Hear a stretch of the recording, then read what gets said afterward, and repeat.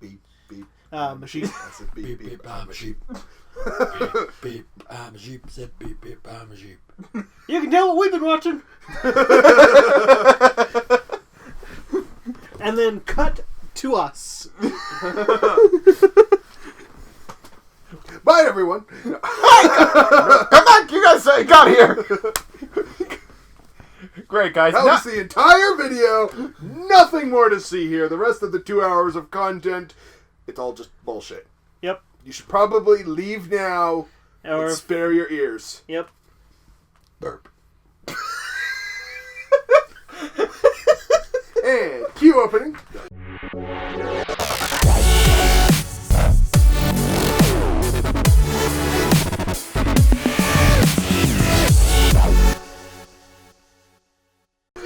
Welcome to Let's Talk in the Corner, everyone. This is Jesse. Joey.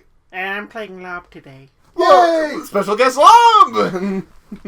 Full Oric, full retard, welcome to the show. How dare you, you son of a bitch.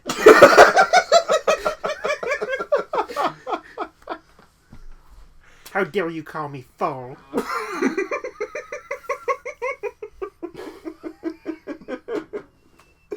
See, I gotta admit, they took a delay for Joey on that one. I'm half empty at best.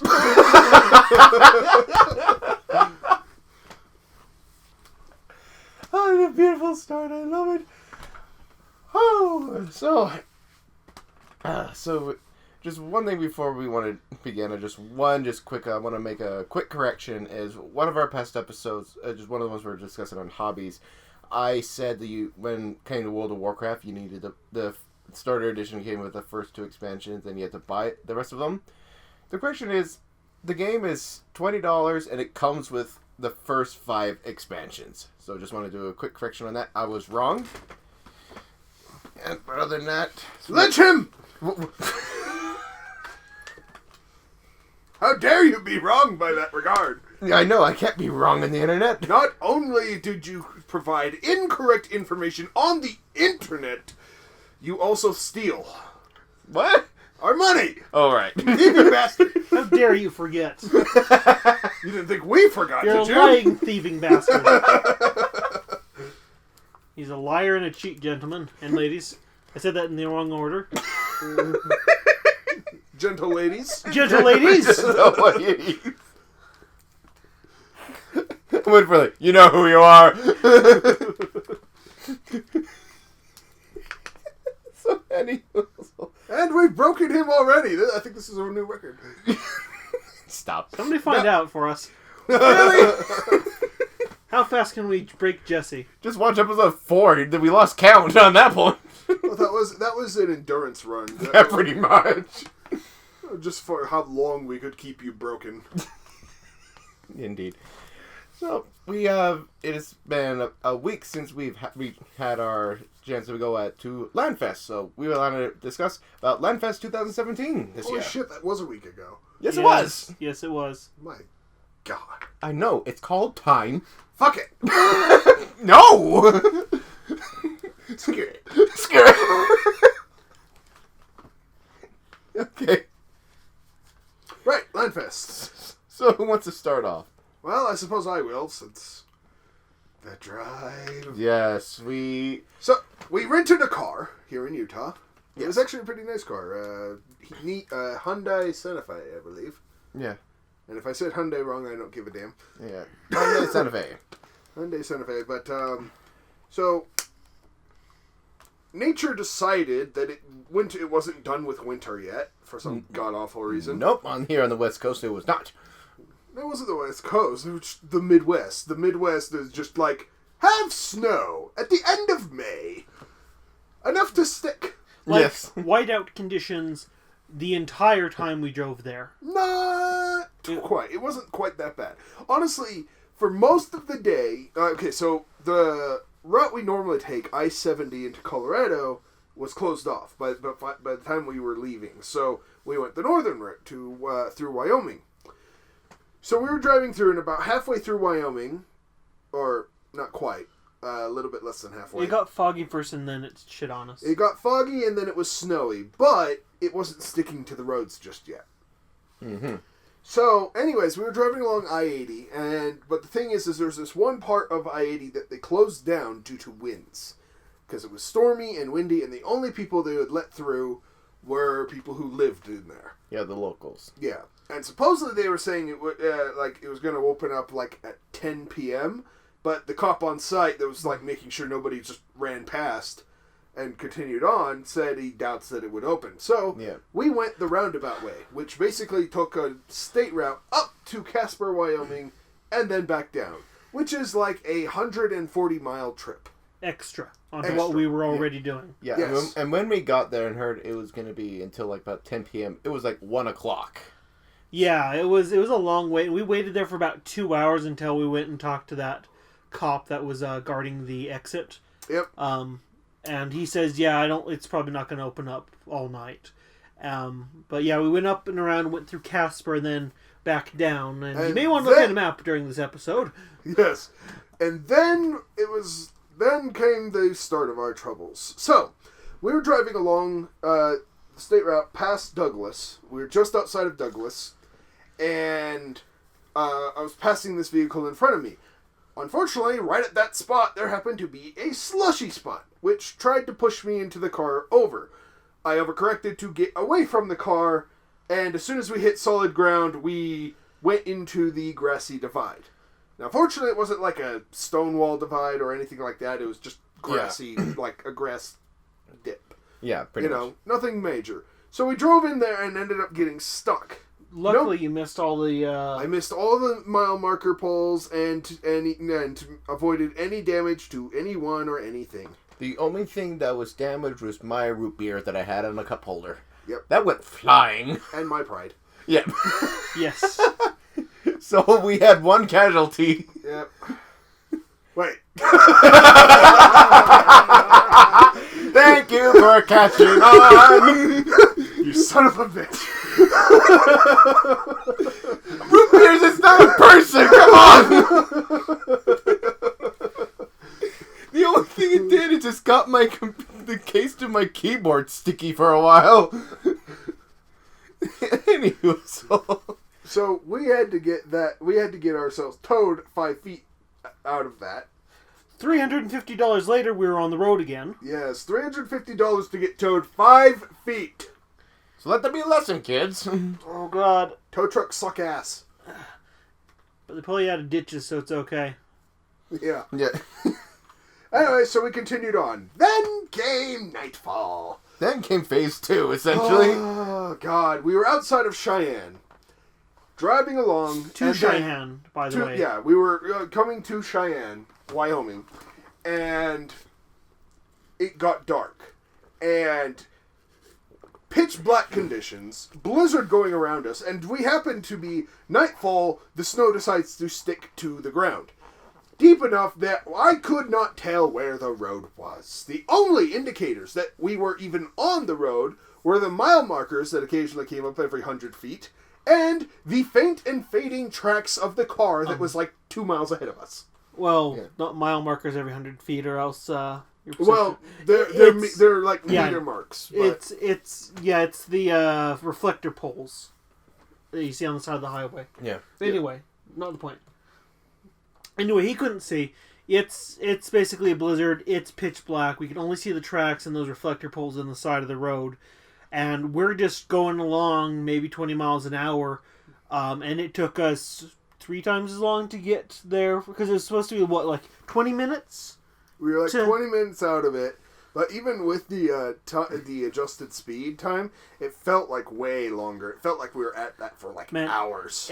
Man, as soon as we started seeing billboards and lights from the city and stuff like that when we got close. So hold on, the story to anyway. So this is why it was since I was driving, this was probably one of the most terrifying things I've ever done.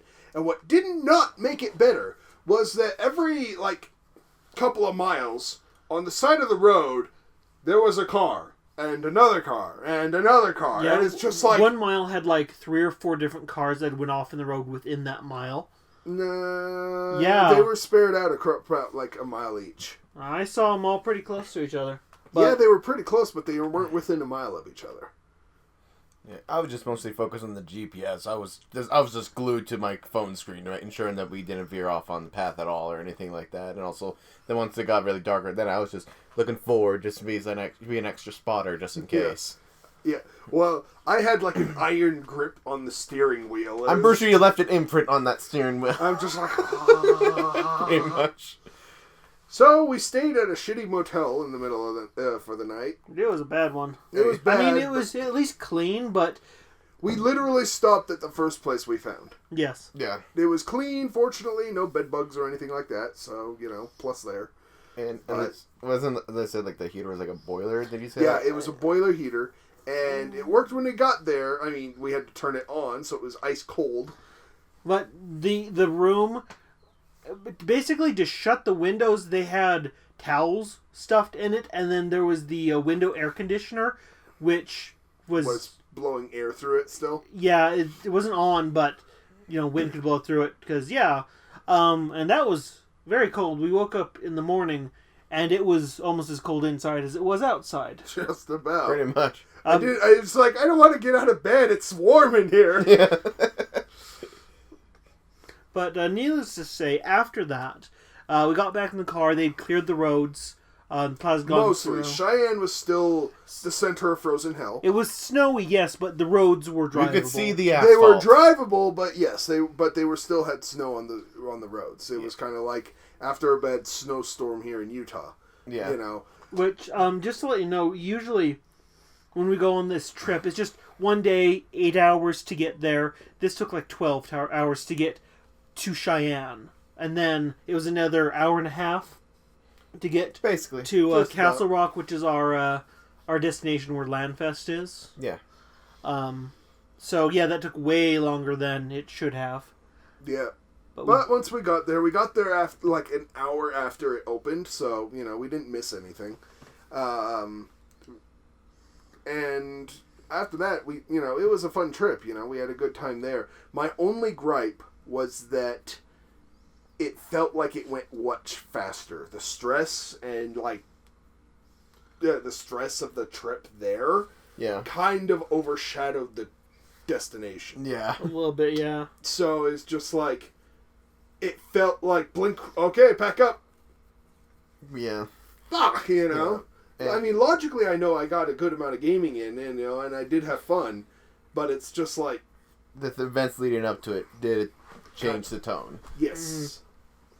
Yeah, and also I just want to do a personal thing because we did write up on it was my 26th birthday, so I just want to say Happy birthday to Jesse. We're going into a ditch. And shut up and get in the car. Yeah. So for those who just get all the birthday wishes in our Discord and on my Twitter, huge thanks, especially all the fan art and especially all the creative tweets. Like forgive me, I don't know your name offhand, but one person did 64 out of fudge because I know for saying fudge me and all that kind of stuff. Mm-hmm. and I made the jokes like, I should make my own custom fudge. They made one in 64. So huge thank you for those. It was definitely during that kind of scary moment and stressful moment in there. Like it did help, kind of at least me personally for that.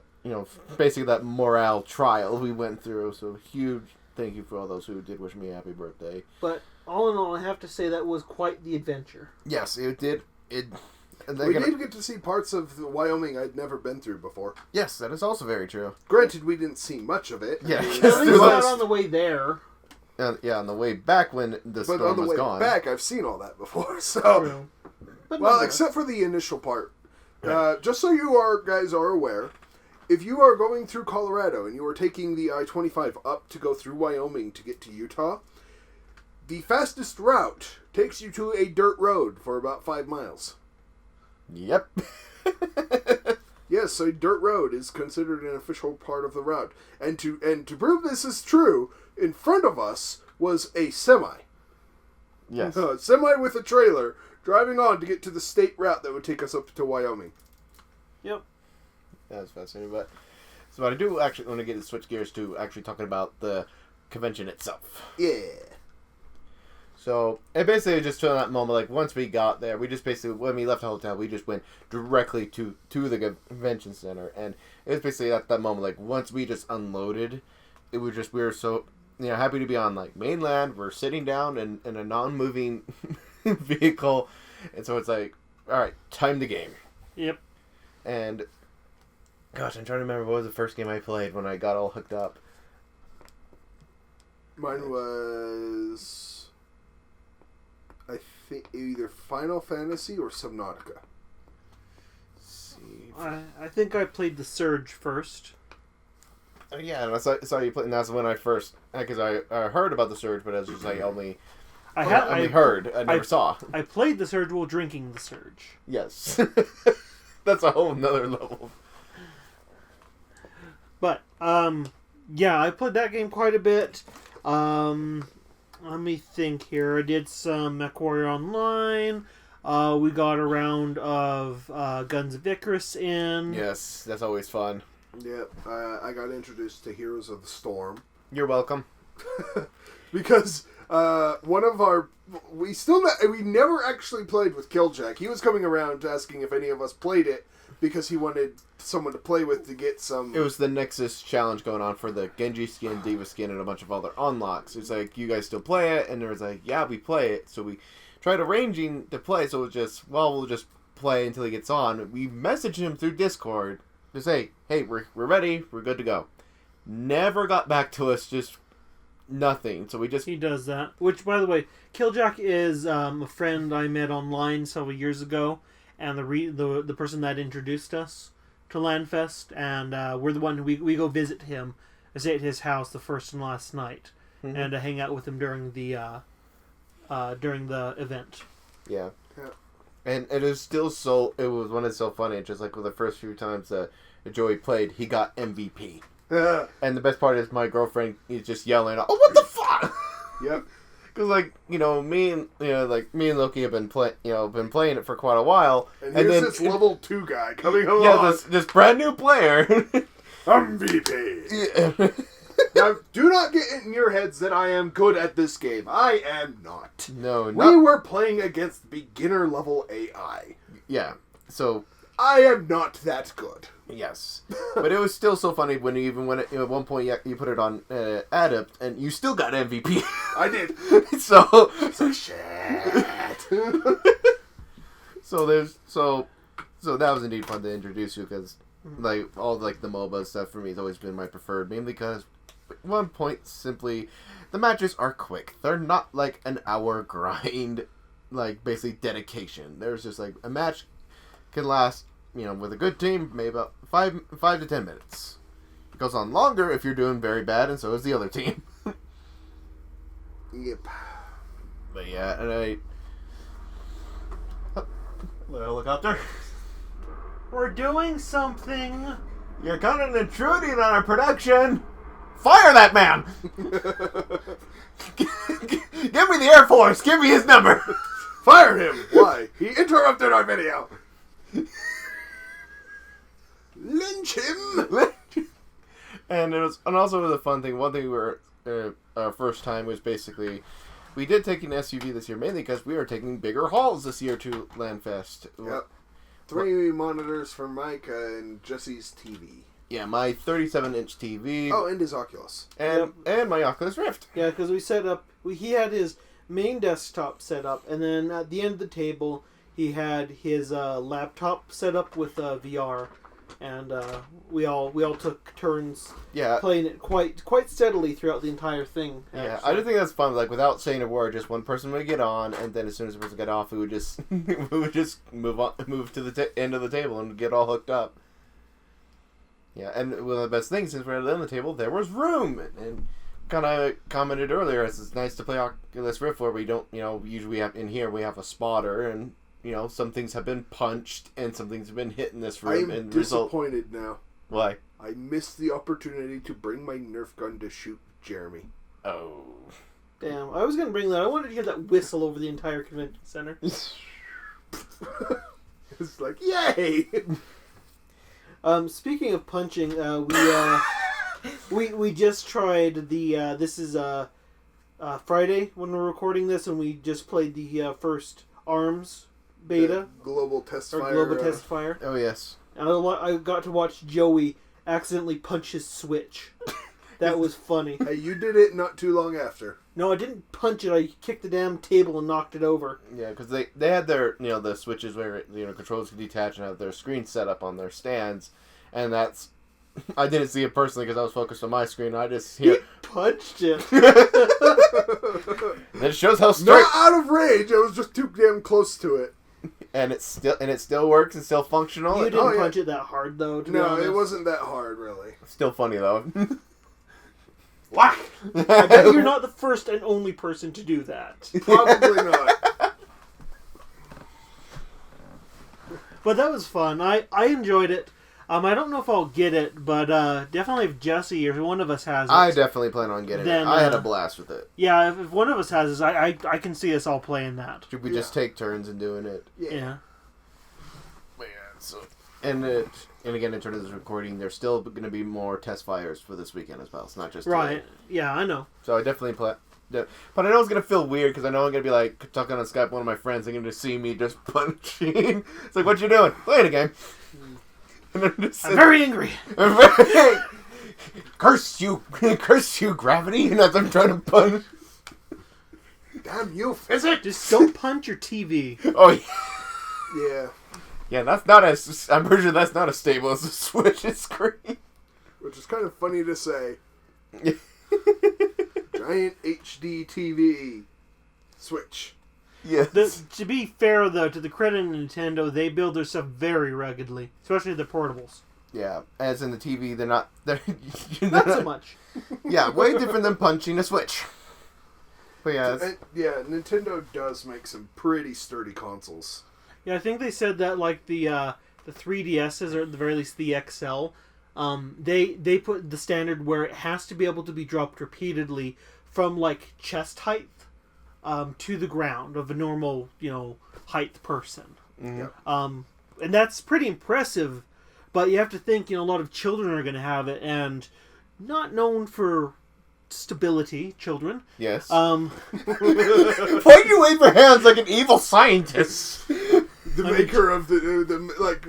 I'm making them believe. Shut up. Believe. I don't know. As I said in the last episode, I talk with my hands. Okay. How dare you? I don't even have to say this word. Why are you showing each other the RQs? What? What? It's an ongoing joke when you flip the middle finger. It's like, why are you showing? What is that? Your IQ?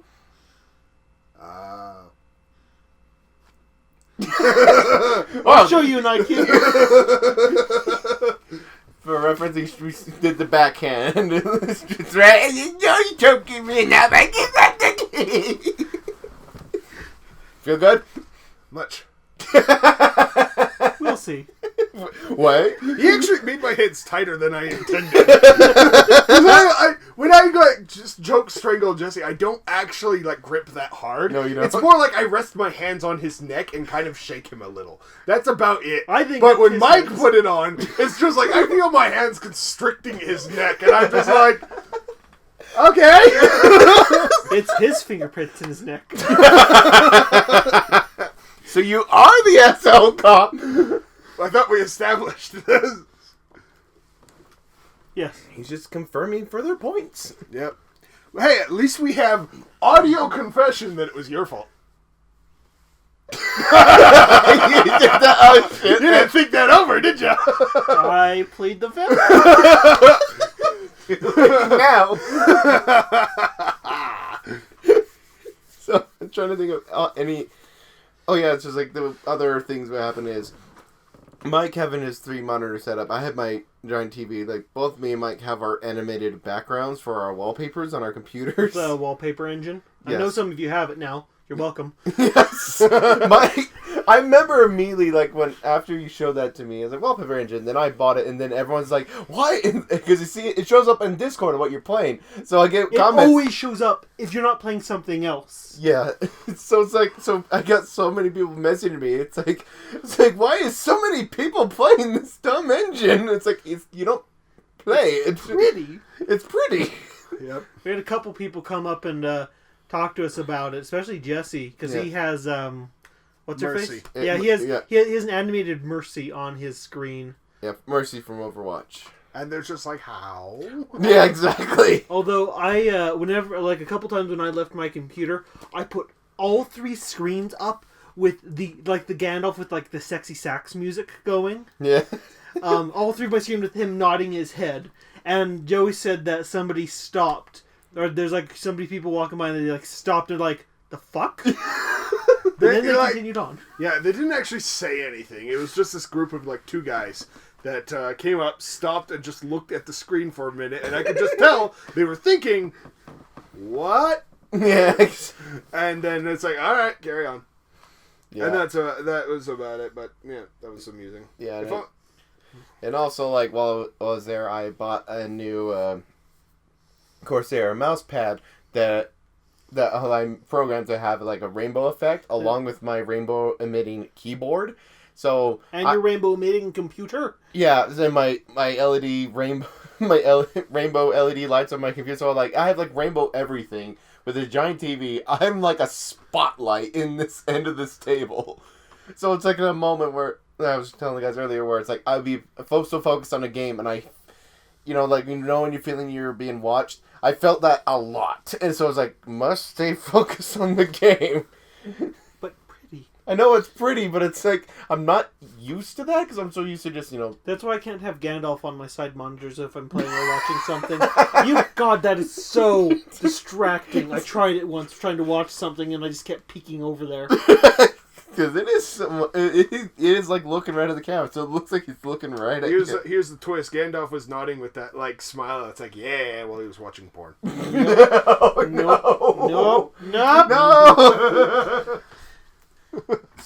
I shall pass.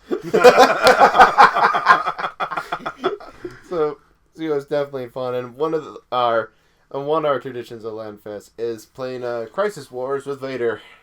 Yeah, so Vader is another person that I met online, a friend of Killjack's that comes to these LAN Fests. He's an enthusiast of computer building, at least to say.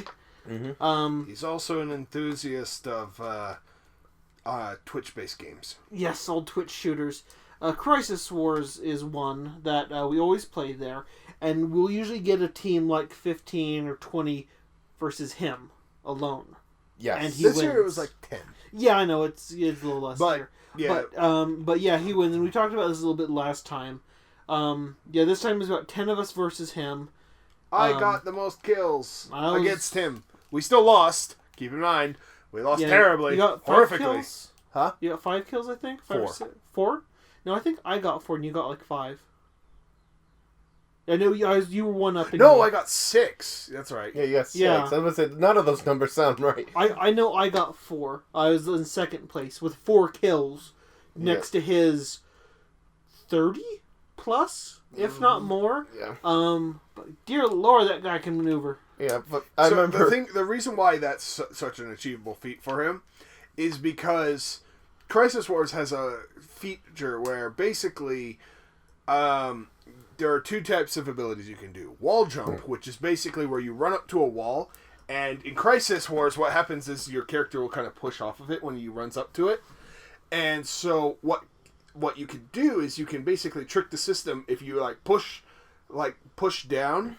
You go up to the wall, you get your character start doing that push animation. As he's doing that, you look down at like a 45-degree angle. It will push you off of the wall, and then while you're still running forward, it will make you... It's one of those games where if you're moving in the air, if you try to turn in the air, it will turn. Like your character will move. But if you're moving forward still, then it'll push you against the wall again, which you can then jump off or push off again and go higher. You can do that several times. You can get to the top of the map doing this. So anyway, you can use it basically to fly. Yeah. And get to the top of buildings. Another thing you can do... He's a master at it. Another thing you can do is what's called drift jump, which basically you jump and then you kind of move your mouse so that you end up kind of drifting in midair. And the thing is, you can actually achieve height doing that. Achieve higher ground by doing that. And so he has mastered both those maneuvers. So if you see him disappear off of one thing, you're kind of still looking to see if he pops back out. He has managed to swing around the map and coming up behind you to punch you. And it's not so much a feature. It was a bug that was initially introduced into the game that people liked, and they patched, and then people modded back in. Because he has a mod that enables that and heightens it to be able to do the wall jumps. Yeah.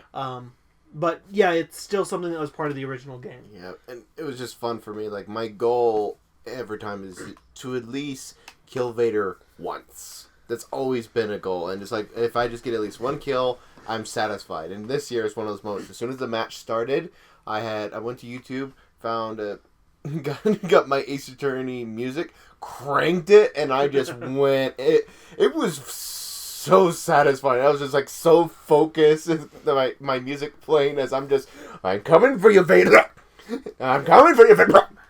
It's like, God dang it, say After about 20 times, woohoo! Yeah, exactly. After 20 times, I finally got my kill, and I was like, "Yeah, I'm happy." Yeah, I was really happy when I got the first kill. When I got the first kill on our team, and I'm just like, "Okay, I'm happy now." Yeah. And then you got 5 more. Then I got 5 more. Beautiful.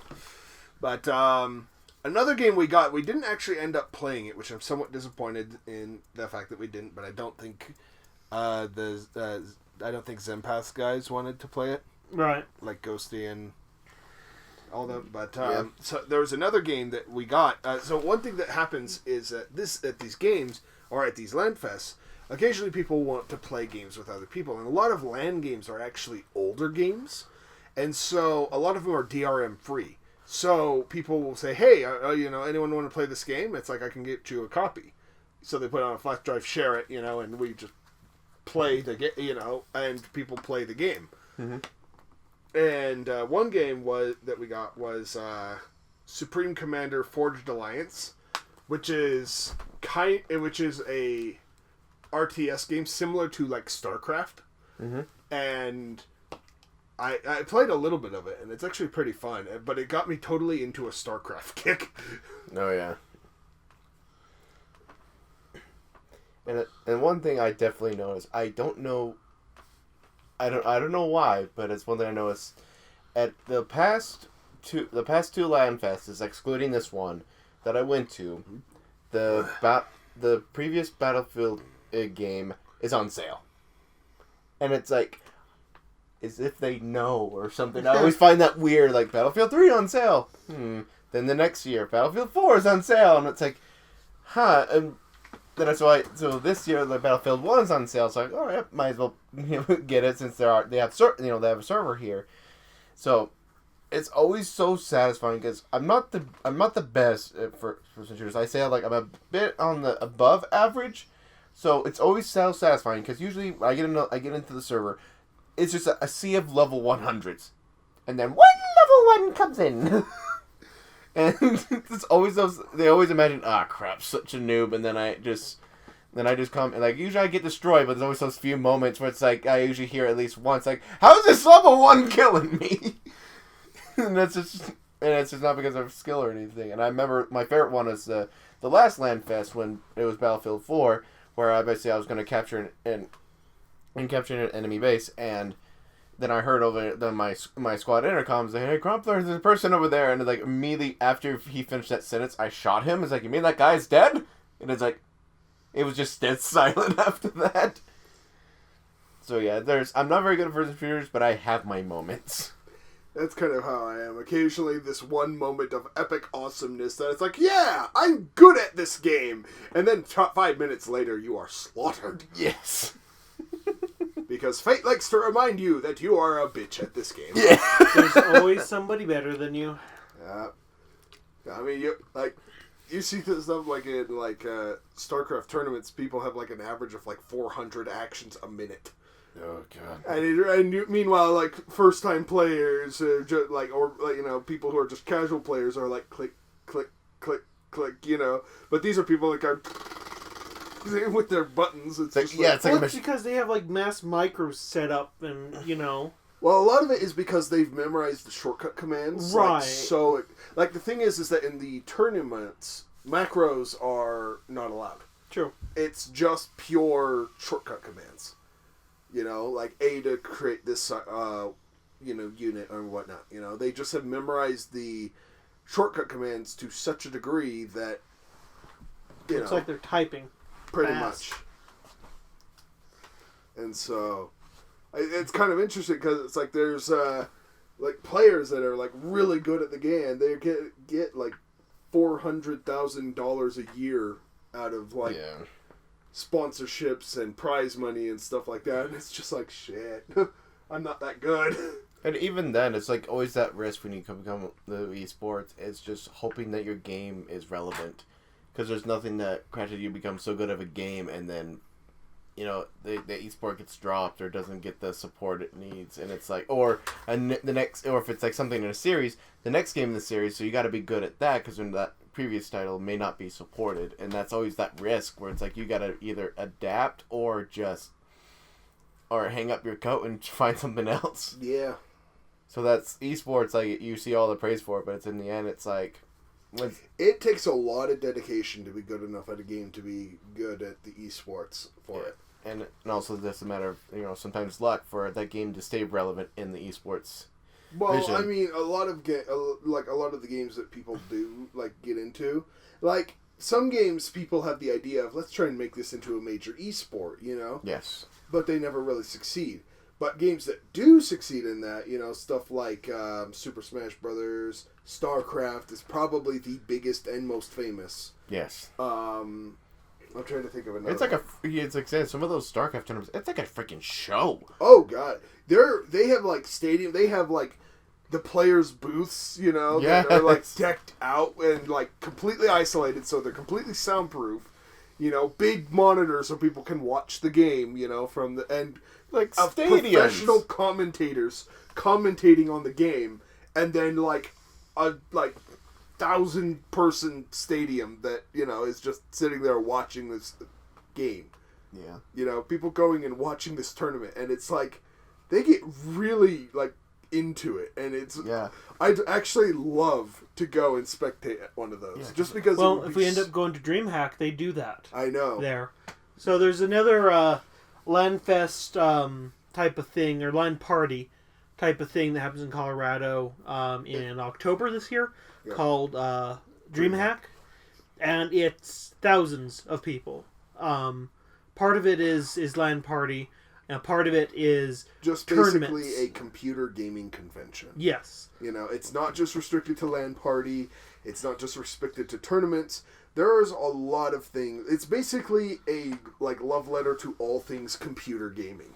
So people go there, and the LAN tickets are like $200 a pop. It's $100 for the normal ones, $200 for the VIP ones. Well, it is. No, I think the 200 is like just to get access to the LAN field. No, 200 is VIP and it's in a separate area. 100 is for just the kind of general area LAN. Sure, because I know there's like a cheaper ticket that... Yeah, then there's a cheaper ticket past that, which is just for the events, not the LAN. Just for the convention itself. Yeah, so... But that might be interesting. We may go to that. Yeah, just one thing I just wanted to add with I've watched one...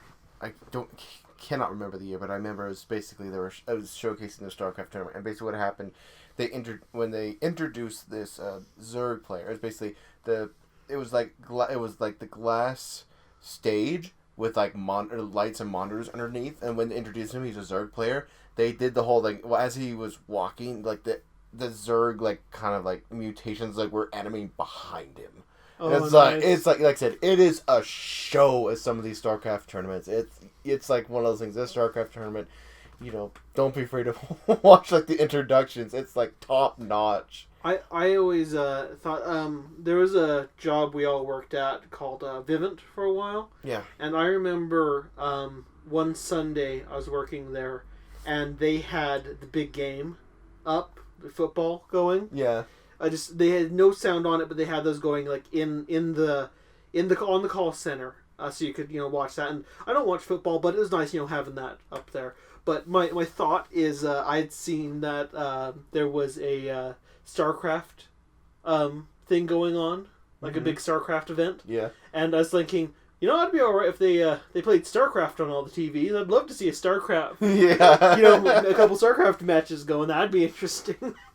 That would be amazing. Honestly, it's like I can see this work doing it. Oh yeah, that actually, would be awesome. Yeah, just like the finals for a StarCraft tournament, and they just tune on to, to the competition. It's fascinating, really, and you get to see some real okay, so a large portion of it, unless you're into it, can seem kind of dull to watch to some people, I can imagine. Yeah.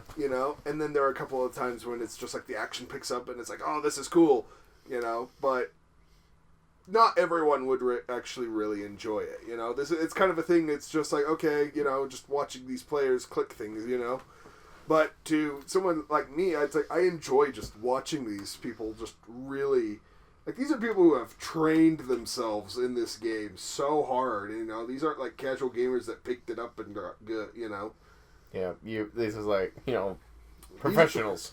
Professionals who spend like 8 hours a day training StarCraft and developing new strategies and stuff like that. It's yes. That Korean school. Oh my god. Yeah, there's literally a Korean school. Well, not like an official school, but yeah, it's kind of like a training center. It's a sponsored training center that athletes, quote unquote athletes, go to for StarCraft. They spend all day playing it, or training on it, I should say. It is training at that point. Yeah. Yep. They get their meals prepared for them. They have a sleep schedule. They have, They actually have an official workout schedule. Too. Yeah, they have they an have official to get workout up and exercise. Yeah. But yeah, it's nuts. Oh my god. Yeah. And also, South Korea. Yep. Yeah, I'm trying to think of anything of LAN Fest to mention. Well, I did get that new graphics card. Oh yes, yeah. So yeah, I mentioned about my mouse pad and mentioned your other spoil of the trip. Whew, an expensive trip. Yes. That one was my fault. So yeah, I decided to get a new graphics card. I got a GTX 1080 Ti. Bit of overkill, but damn, does it run good. Oh yes. Damn, does it run good. And now I've just purchased a Oculus, so I'm extremely excited and kind of want to go home right now. We're not ending the podcast. Yes, I see that glee in that face right now. It's just like, all right, podcast over. Well, you wouldn't see it anymore if I had my Oculus on. I would love for you. You're trying to do a podcast while you're working with the Oculus on. It's like, so I'm all around LAN Fest. Like, oh god. So yeah, we were trying to you're doing all these actions going on as we're trying to have a good podcast. Keyword good. Ah! Wait, why did you both look at me? I looked at you because he looked at you. I don't know what the hell he's talking about. I looked at Mike, and then I looked at Joey. I don't know why he's doing that. And then back to Mike. And then back to Joey. And then look at the door. Then look at my fist. What? Then look at I love that he looks at both of us, and then it's like even though he's the dirty thief. Shifty eyes, Joey. Shifty eyes. Yeah. The only reason they're shifty eyes, so you told me to look this way, and then look the other direction. This makes you look shiftier. Hey, you're the one who first started looking back and forth between the two of us. Yes, you did. You didn't have to look at us accusingly. You opened yourself to this, my friend. You damn dirty thief. We're not Paul.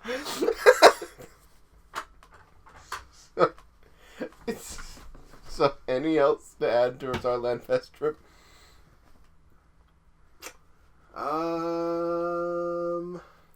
One thing I would like to add is just kind of what we mentioned last time. There was no case fans this year. Made me sad. Yeah, the prize giving that they give at the end of the show is kind of less and less enthusiastic. I remember the first few years we were there, it's just it was the next thing is our case fan, and the entire audience would cheer and go case fan. Explode. It would be that was what's special about this one. We would just said cheer like if we won the lottery. When someone else would win the case fan, and then people would who won it were just yeah, case fan. They were all excited. Yeah. You know, because they got in the moment. When in reality, it's a useless prize. Well, actually, I could use a new case fan. Well, for most people, it's a useless prize, Yes. but... Yeah, but it was just one of those moments where I just made, or during the raffle, I just made the comment, it's like, let's see a case fan, and he said in the microphone, I was like, I don't think we have any case fan this year, and the crowd went, oh! Everyone in the crowd on at it. Yeah, because it's like most of the people that go to these things are like, they're veteran goers, you know, they go every year. And so they probably all remember the enthusiasm that revolves case fans.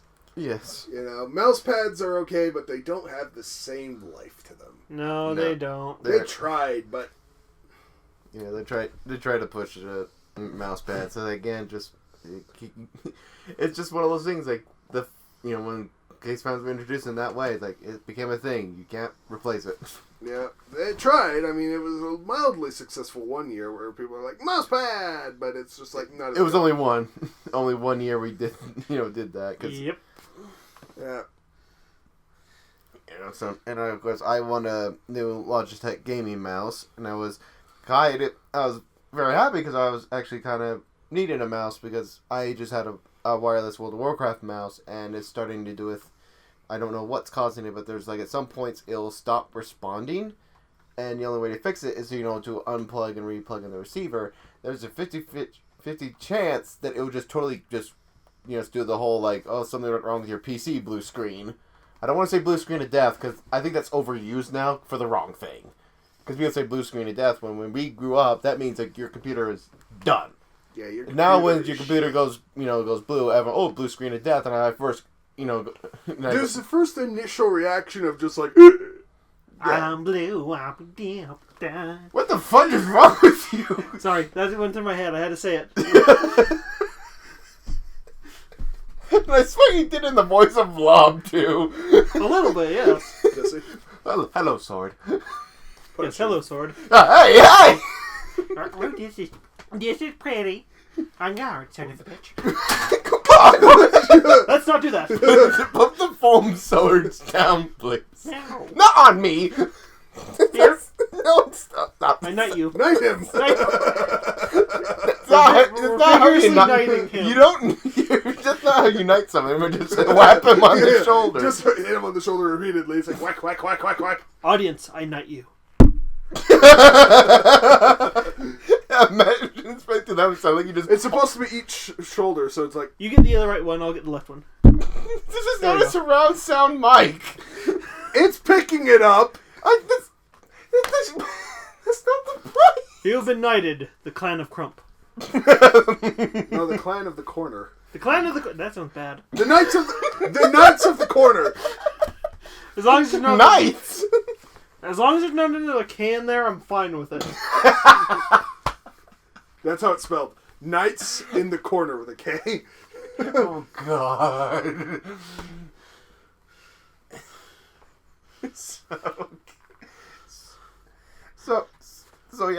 So back on the topic where please put the swords down. Why are we distracting? Yes, you're very distracting. You're just swinging those swords around and I'm trying to...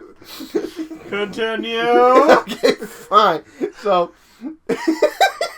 my mouse has a possibility just basically doing that, like, something went wrong with your PC, like frowny face, blue screen.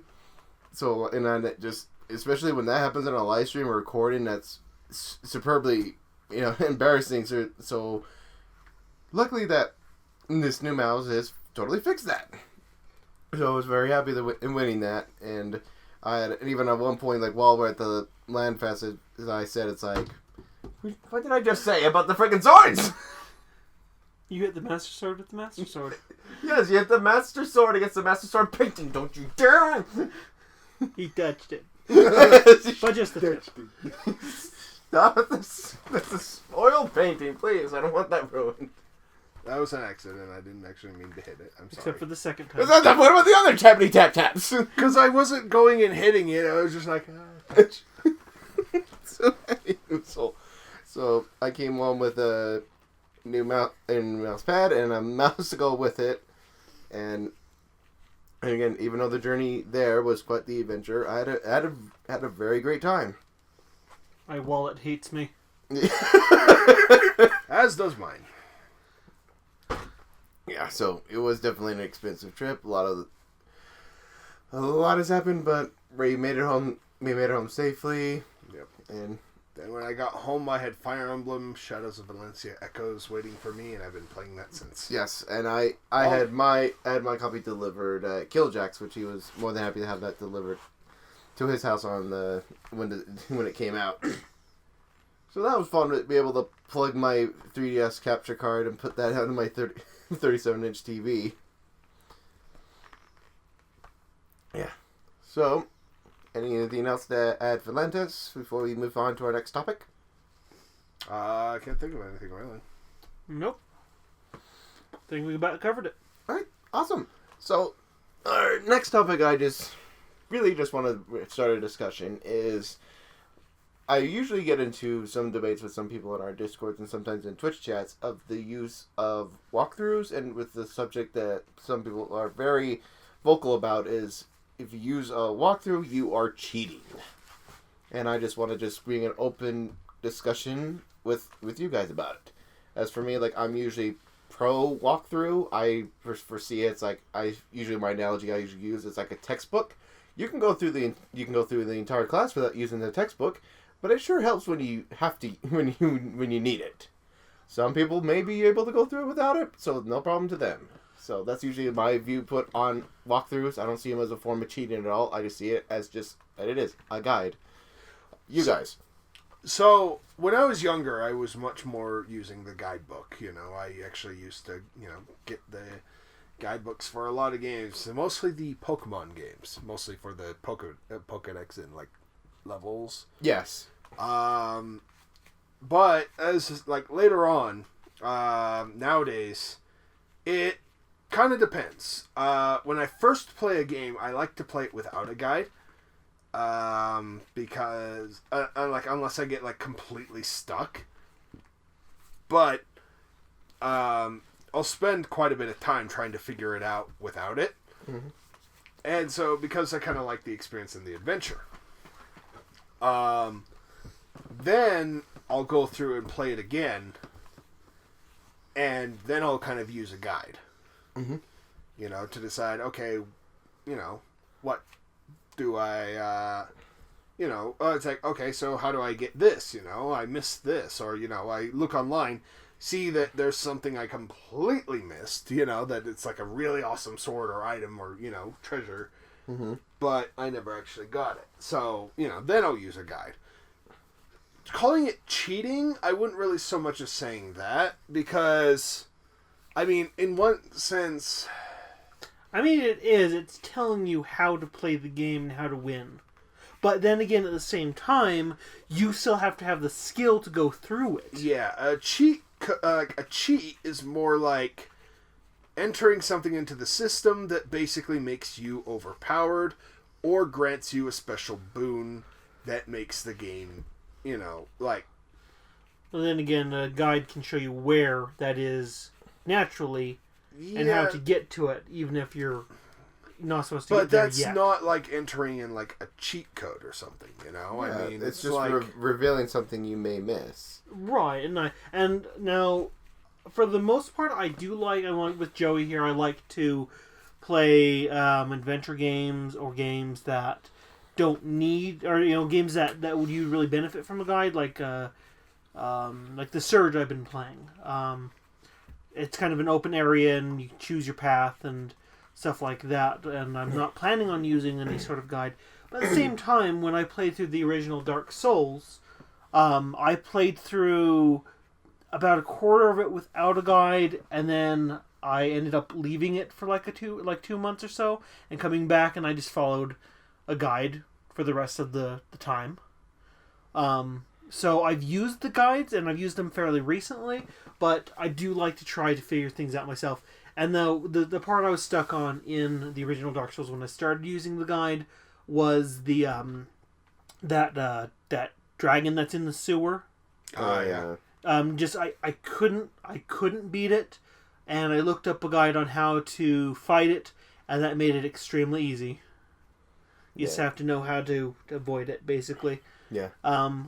And then I followed that, and now I know the entire game really well, and that's why when we in the Discord, we some people started playing Dark Souls, and I had basically that guide memorized. Yeah, it's basically kind of like, it was just kind of fun for us. Like, the first game, it was on sale. A lot of us bought it, and then a lot of us just started playing again because it was just during that time where they announced Dark Souls 3 was becoming a thing. So during that time it was on sale, so we started playing it. Like, I have a personal Discord basically called the Crumpler Clan, and I was so close to changing the name to the Dark Souls support group because it was like all that it was being used for like the longest time. Yeah, for like a month there is just people playing Dark Souls and people trying to tell people how to get through an area in Dark Souls. Oh yeah, and then before that, I almost changed it to the Stardew Valley support group because that's all it was being used for as well.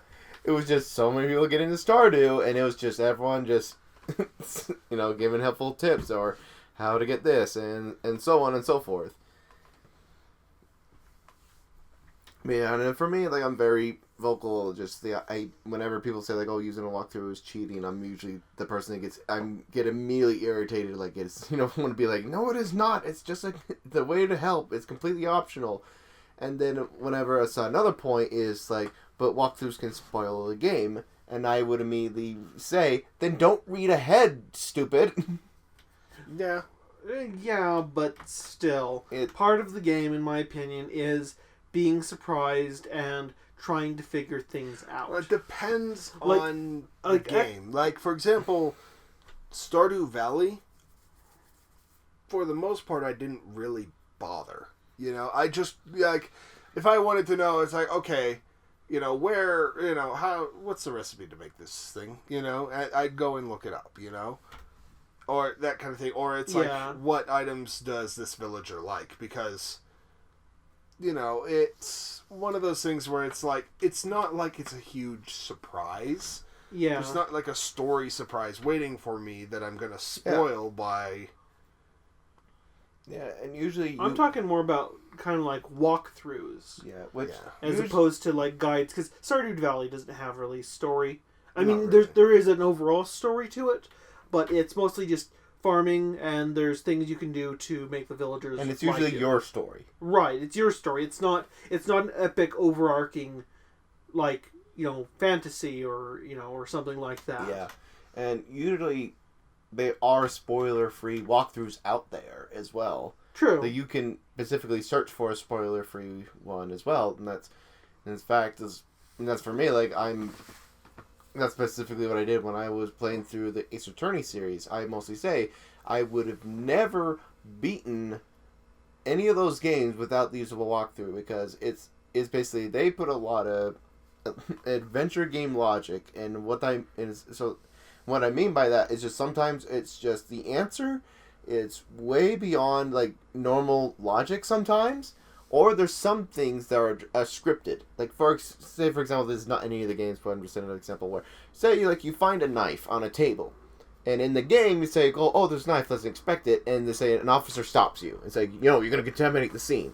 So, and it's like, okay, so what the game wants you to do is go talk to these further witnesses, and then it's like, oh, let's go back to the scene, and the knife is missing.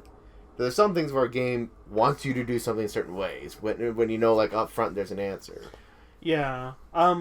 Which, kind of back to me playing. Well, actually, not. I'll mention something else. I remember the first time I ever did a walkthrough or used a guide for a game was Jabba Jabba's Belly in Yes. Link to Ocarina of Time. Excuse me. Yeah, because we could not figure out. Me and my mom ended up playing that together, but we could not figure out where the hell to go in the damn belly, and we're just needed to go down this opening over here in the front. The main one I needed one for as a child was the Stone Tower Temple in Majora's Mask. Mm. That was hard. Yeah, it can be confusing, yeah. But so it's kind of a 50-50 for me. I don't see it as like a cheat because you're not giving yourself like infinite life or anything like that. You're not doing anything like that. Instead, more what you're doing is you're just gaining the knowledge on how to proceed. You're educating yourself. That's all it is.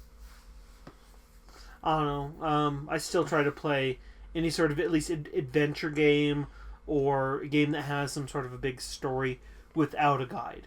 Until I can get entrenched and completely stuck. Yeah. But yeah.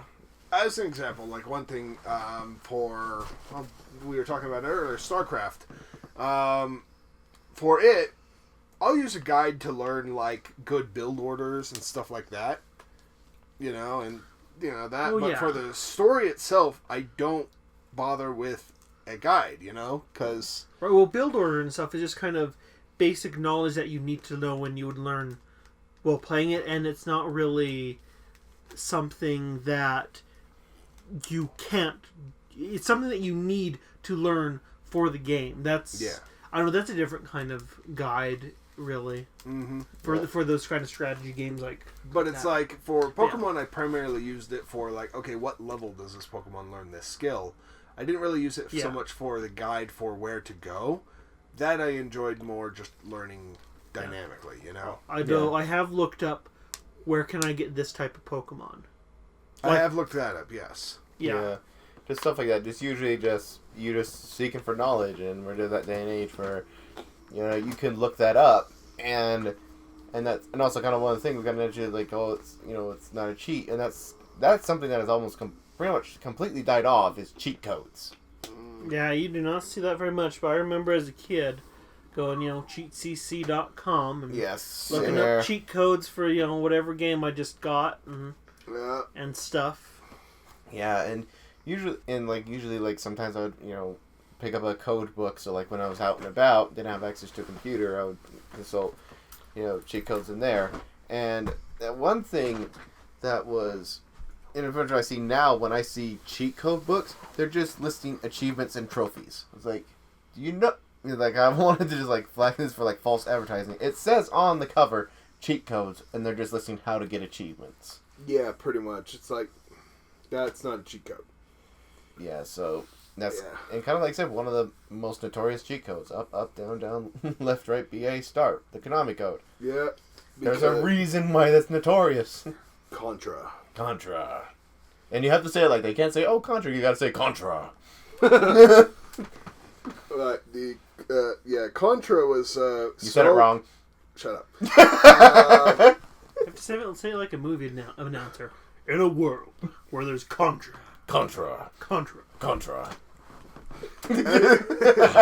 Contra.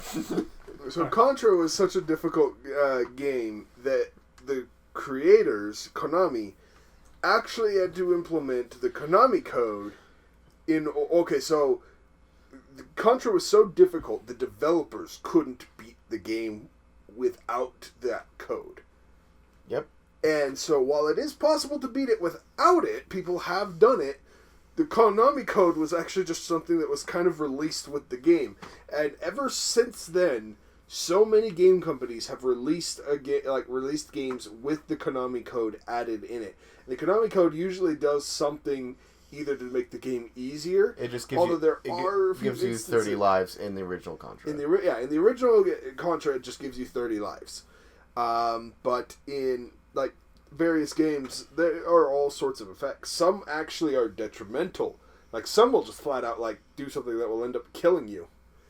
Yeah. If you enter in the Konami code. And then there's those stories about some like Coke machines that have the Konami code programmed into them. Oh, that's awesome! Really? Yes, supposedly. Yeah. No, I've never been able to get it to work, and I've tried it on a couple machines. Although you have to figure out what is considered to be what button. Yeah. But supposedly on some old Coke machines, someone put in the Konami code to be able to get a free cola. And you just have to figure out what, the buttons are, and then you can enter that in and get a free cola out of it. That's, the Konami code. That's really cool. But I've never been able to confirm that. Just kind of one of those urban legends that persists that I always heard about. That's awesome. But yeah, so it's just, that's why you see, for cheat codes, they always big head mode, infinite lives, like paintball mode. Paintball mode, like moon jumping. Just push A and you can just. Now, granted, yeah, some of those were like fun cheats. I loved paintball mode in the James Bond games for like multiplayer. Oh yeah, so instead of holes, it's just paint. And I remember I played World of Tanks for quite a while. Yeah. And I actually made a mod for it, paintball mode. Really? Yes, I did. I made a mod on the Curse website, which is where you host mods for various games, for paintball mode. And basically, the different types of damage, I believe, is the mesh that appeared on the tank showed as a different color. So you could kind of use it to tell, okay, this person's using this kind of ammo or is doing this kind of damage, and it was informational, but it also looked really cool. And I think I got like 2,000 downloads on that. Wow. But I never updated it, so it was only like for a month and a half until they updated the game again. Oh no. But still, I thought that was cool because paintball mode is awesome. But yeah. But yeah, so it's funny, like, I always kind of like to say skinny, but it's like, I always get irritated when people say that walkthroughs is cheating, and it's like, when, like, I'm not trying to, like, stand on a pedestal and just declare, like, walkthroughs are not cheating, it's just, it is opinion. I could definitely see people's viewpoint when they say it is cheating, because it's basically giving information that some people feel like, they're like, oh, they want the, what, kind of like Mike said, they want the surprise, they don't want to know. They just want to know how to beat the game. And that knowing how to beat the game before you've played it is not cheating. Ah. Well, no, it's not, because watching it's like a guidebook is somewhat similar to watching a Let's Player play. And I consider that in the same light. I don't watch Let's Plays. I watch people play games that I want to play because that ruins it for me. And I consider that showing me what I need to do to finish it. But at the same time, I've used them. So I'm not saying that I've never used them, and I'm not saying that you're a dirty cheater for using them, but I do view it as more of it is kind of a cheat. Because, well, I don't know. It depends really on what kind of game as well. It really does. So yeah, it really does. I don't know, it's hard to say. If something is linear, then I can definitely... That's why I say, like, if it's a linear game, but kind of like I said with Ace Attorney, there's usually a lot of times there's one answer solutions. So the walkthrough is, of course, gonna say, present this knife at this point, then you'll get farther. Like that, I can see, like, yeah, it's basically cheating because it's giving you the answer immediately. Yeah. But if it's, again, it's like, it's up interpretation, so that's why I say I understand both sides. Because if you think of like in a school situation, so you cheat by somebody gives you a piece of paper that has the answer on it.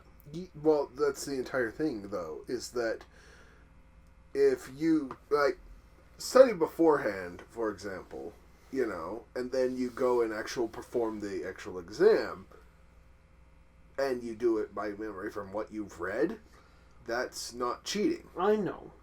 So it's something that's like very kind of a vague topic there, I mean,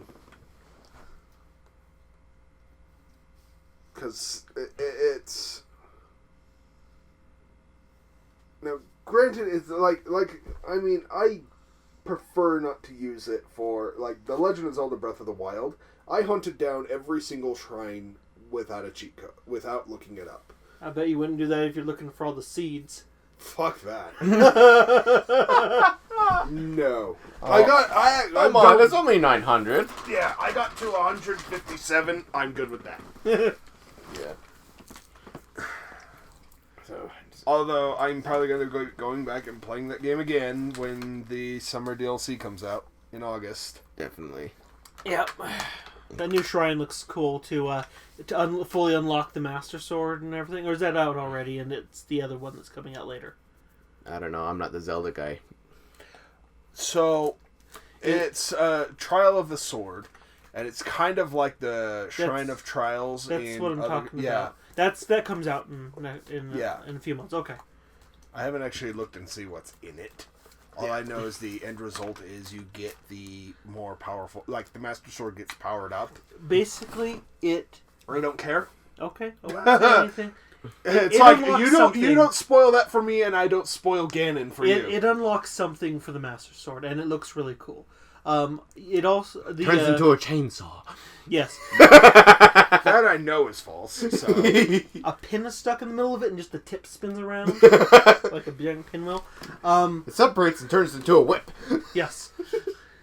What other lies we can share? I believe this DLC also puts in the game Majora's Mask, yes. Tingle armor, and the armor that Zelda wore in the Phantom Hourglass. That Guardian. The Phantom armor. Yeah, the Phantom armor. Yeah. It adds all that in as well. It adds a couple of things, and also actually. hard mode. Yes. Flying enemies, wonderful. Yep, hard mode is coming, and then the winter DLC is actually going to be the one probably most people are most looking forward to. The new story content. Yeah, I will definitely beat it by then. If not, it's just going to be like, fuck it, I'm telling you, I don't care.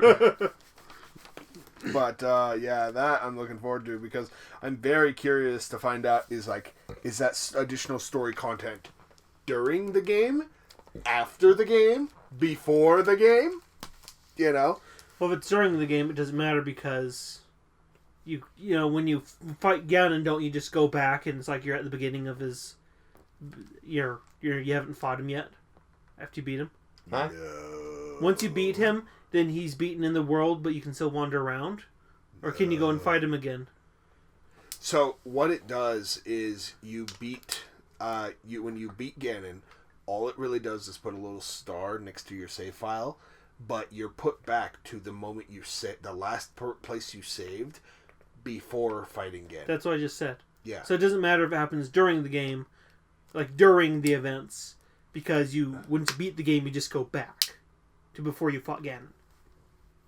Well, I meant In the like game. if it's additional story content for during the game, not the fight with Ganon. I mean, like before that. I know. I'm just saying that if you're using that save still, you know where you've already beaten Ganon and you have the fancy star, then you can still go back and do the story content, even though you don't have to start over again. Is what I'm saying.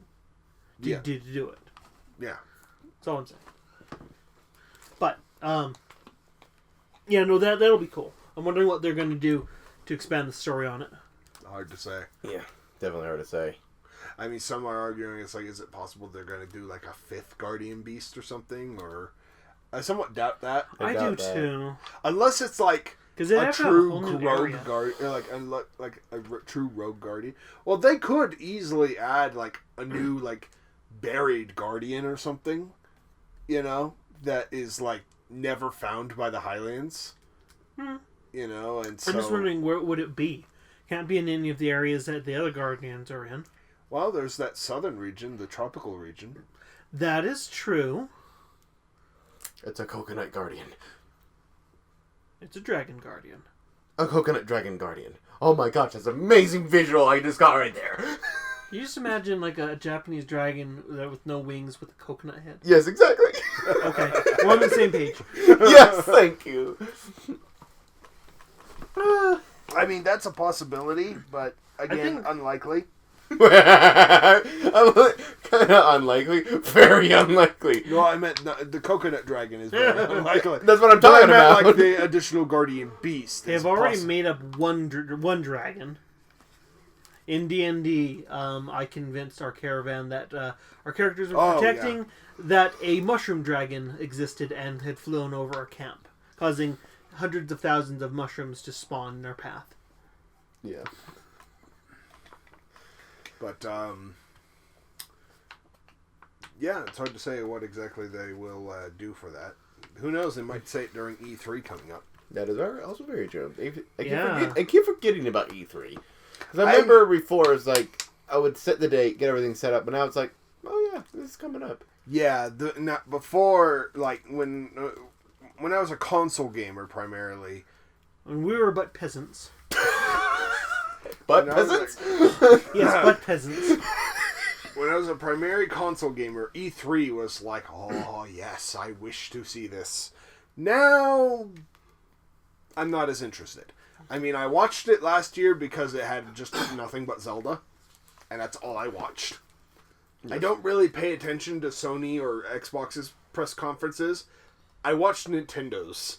Because Nintendo is the only console company I really give a damn about anymore. I mean, I'll look through the announcements. Yeah. And be like, oh, that game looks interesting. You know, and stuff like that.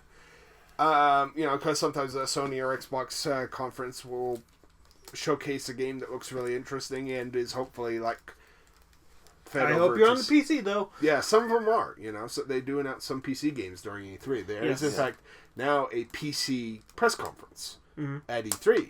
But I never really watch it because it's a lot more tame than most of the other conferences. Yeah. You know, it's much duller, you know. It's just somebody sitting at a computer and just saying, all right, here's the next trailer.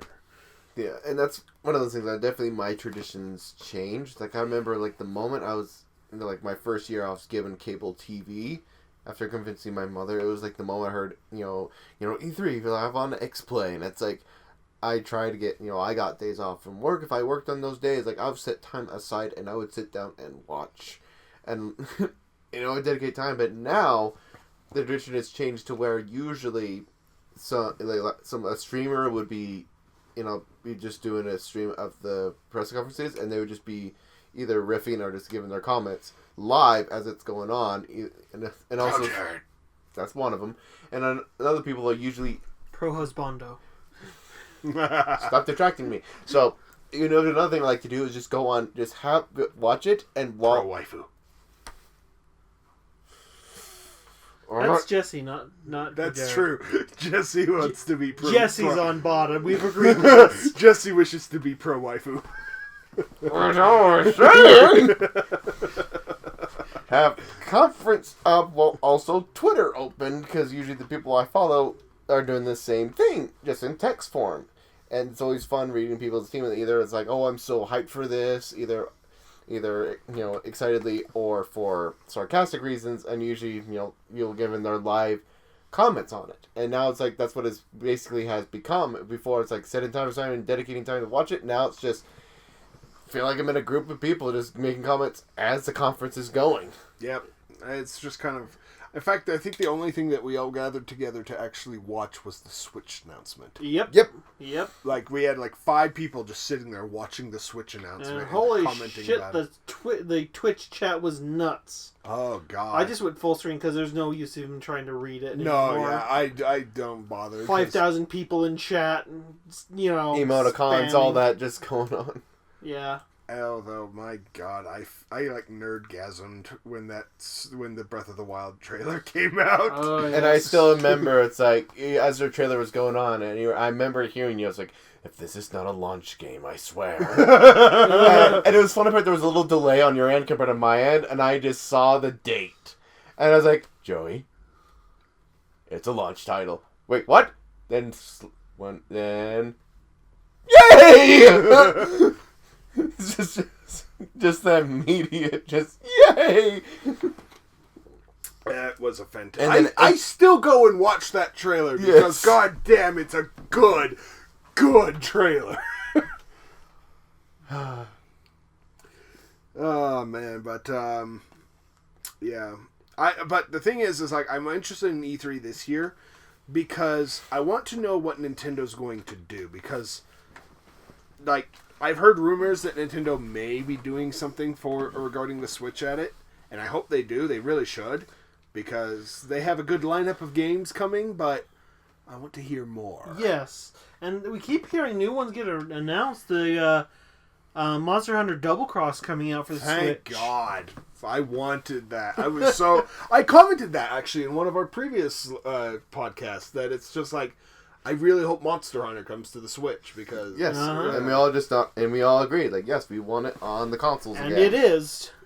Thank goodness. Being able to go to big screen and then, hey, I need to go and taking it with you mobile, you know, that's going to be real nice. Yeah.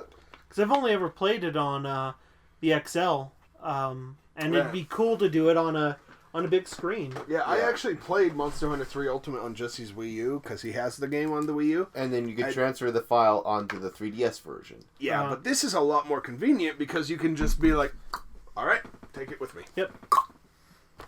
Not in public, guys. Mike, put that away. But it's that time of the night. What the fuck, Flop? When did you get back in here? Down boy. I'm always here, watching.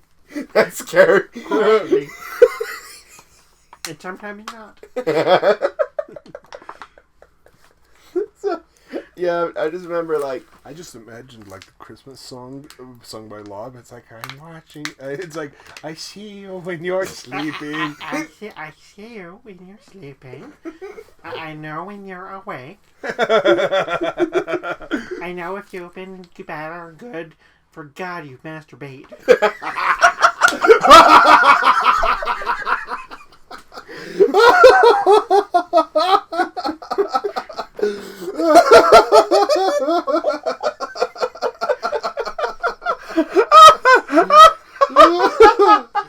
You can just chalk that one up to me.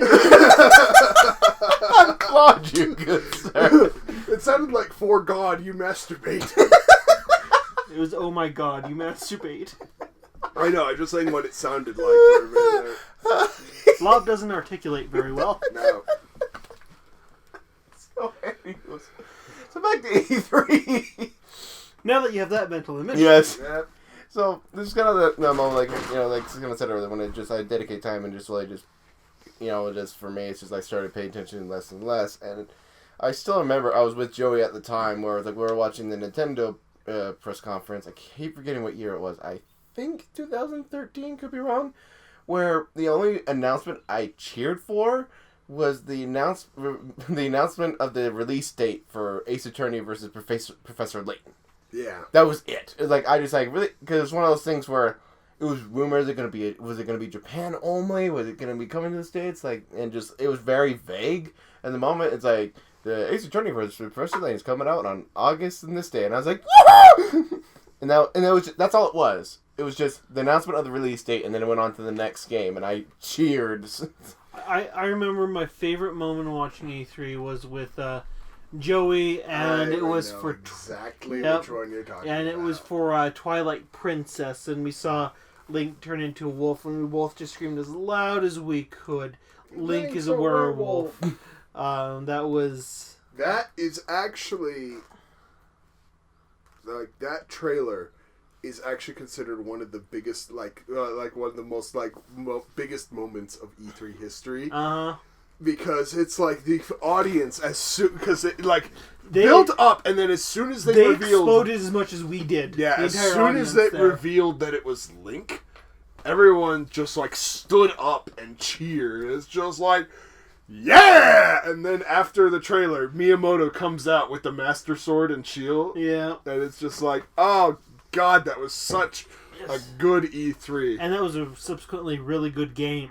Oh, yes. Yeah. Marvelous. And I wish they'd go back to that kind of darker tone. I quite liked the atmosphere in that game compared to the other Zeldas. I love the other Zeldas, mind you.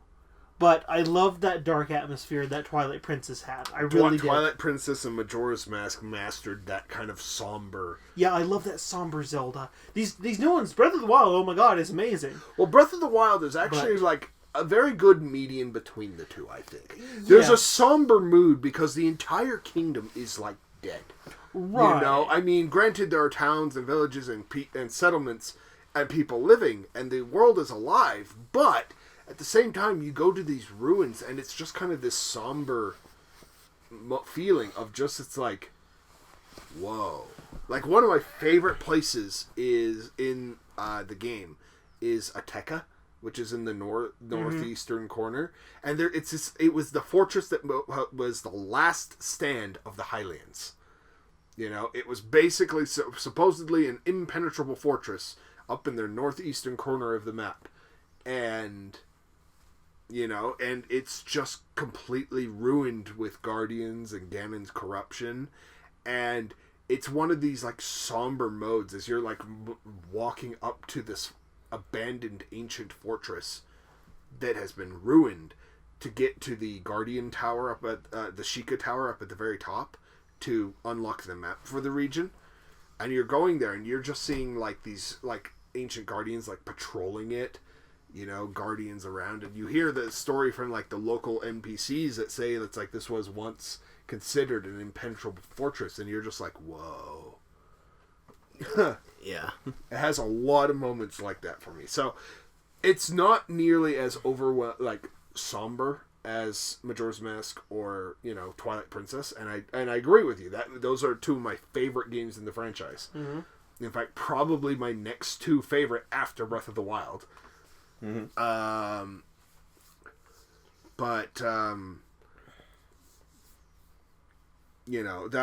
I do agree. I kind of want like the return to that like somber mode, and it's partially due to the animation, which once again, Breath of the Wild, absolutely beautiful, but it is more cartoony.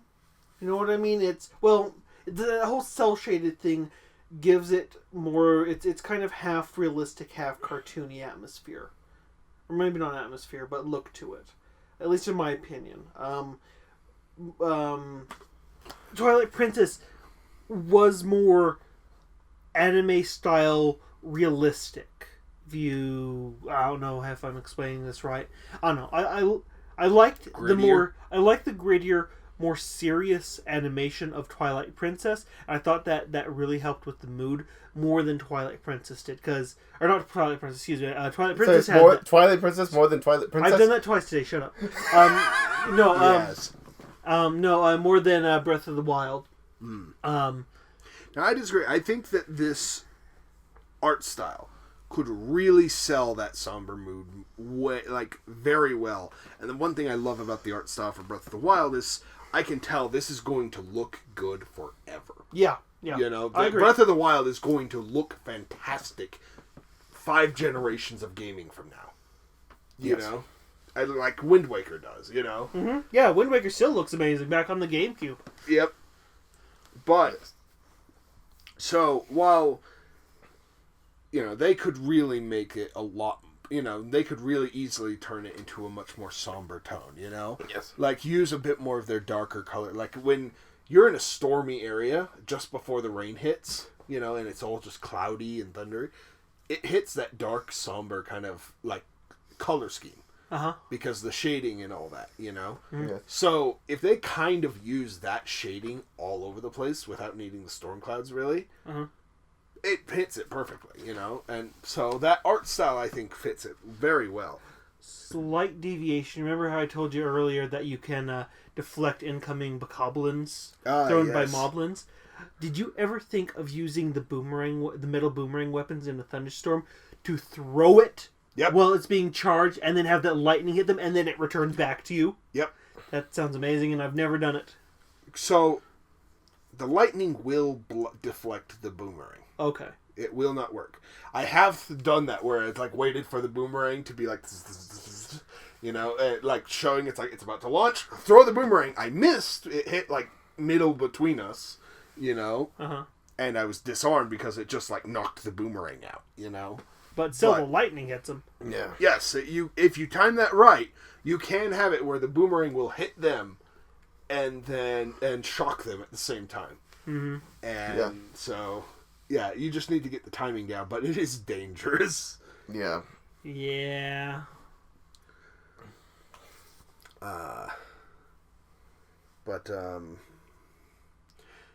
Honestly, I think, I'd be fascinated if they remade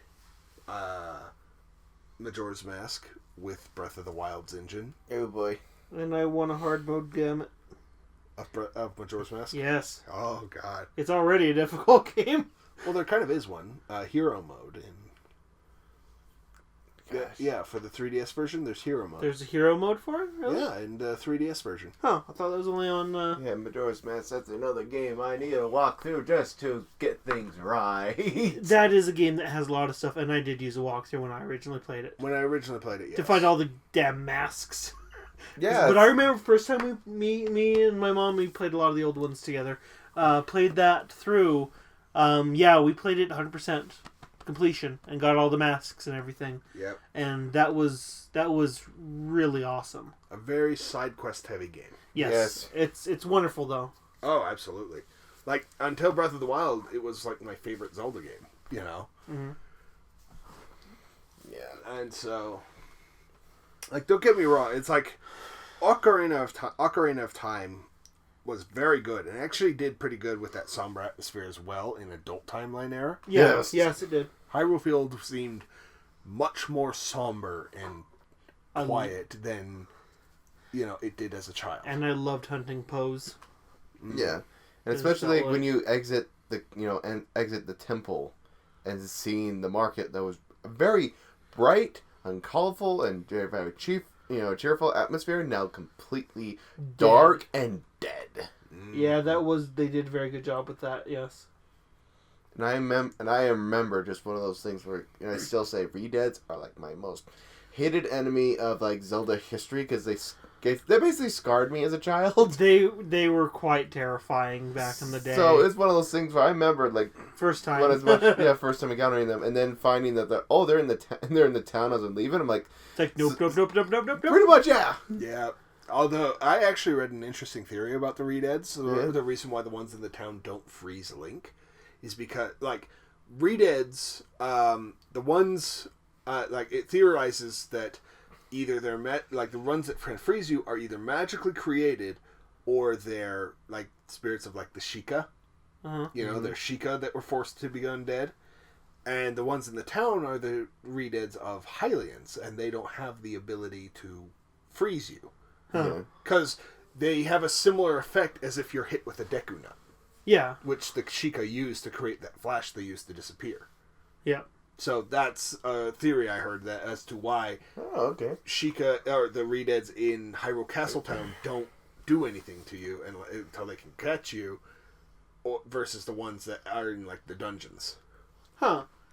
That's interesting. Yeah, that's a theory I read. Although, speaking of scary Zelda things, kind of seems silly now, but I remember playing Majora's Mask back in the day, and the aliens on the ranch. Oh god, those terrified me. Those scared me, and I almost refused to play that part of the game. In fact, I did for the first part. I skipped it. I got Epona and didn't go back for the night. Yeah, same thing. But we originally had to go back because my mom was trying to play through that part and couldn't. So she basically forced me. Really? Yeah, she forced me to play it because we couldn't continue on or get what we needed without doing that. So yeah, that forced me into playing it. It seems silly now. I bet you guys were. Yeah, it seems silly now because now it's like, okay, just knock them all out. We're good. Yep. I can do it both on Epona and off Epona. I don't. It's. Although when I'm off Epona, I'll put on the Goron mask to travel to get behind the barn and stuff. So because they'll come up like behind it, like one or two of them, and then I'll go back in the front and. I won't even bother doing that. That crate that's out in the front of the house. Yeah. That's in a perfect position. You can see every single one that comes, including the one behind the house. And if you have the mini-map, you can actually see when it will be visible on the map. You can turn around, hit it, and then turn around and go fight it back. Huh. Yep. So enjoy this walkthrough that we just created. You cheating bastards. How dare you? How dare you listen to advice?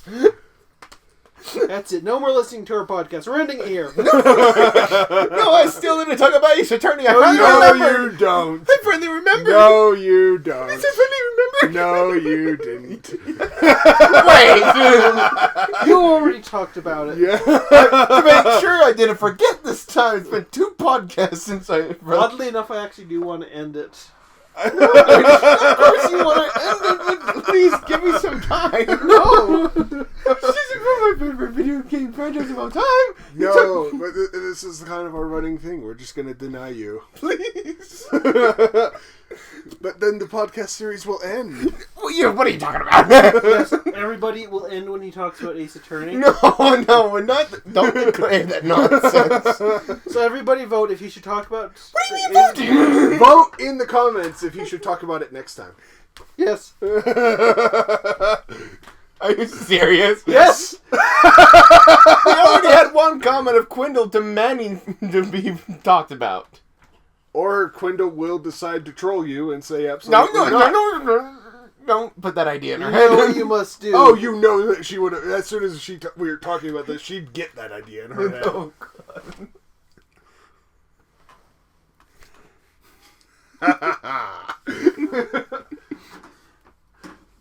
Oh, man.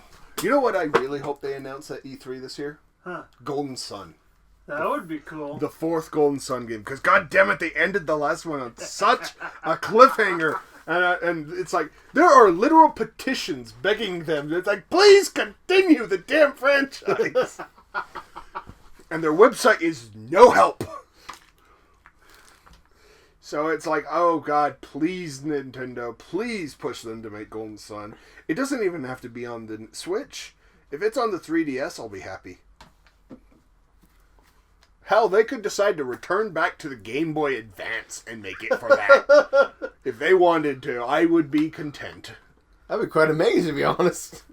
If they said it exclusively for the Game Boy Advance, I'd be like, what? I think it's cool that those people are making that game for the Super Nintendo. Yes, there's a Super Nintendo game coming out this summer. A brand new one, exclusively for the Super Nintendo, called Physical Copy.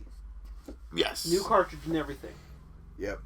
Yeah, at first I was thrown off because I remember we were just in the car and I was going through an Amazon and it's like, it's like under new releases and it said Super Nintendo and I was like, wait, what? Yeah, it was exactly. I was like, wait, what?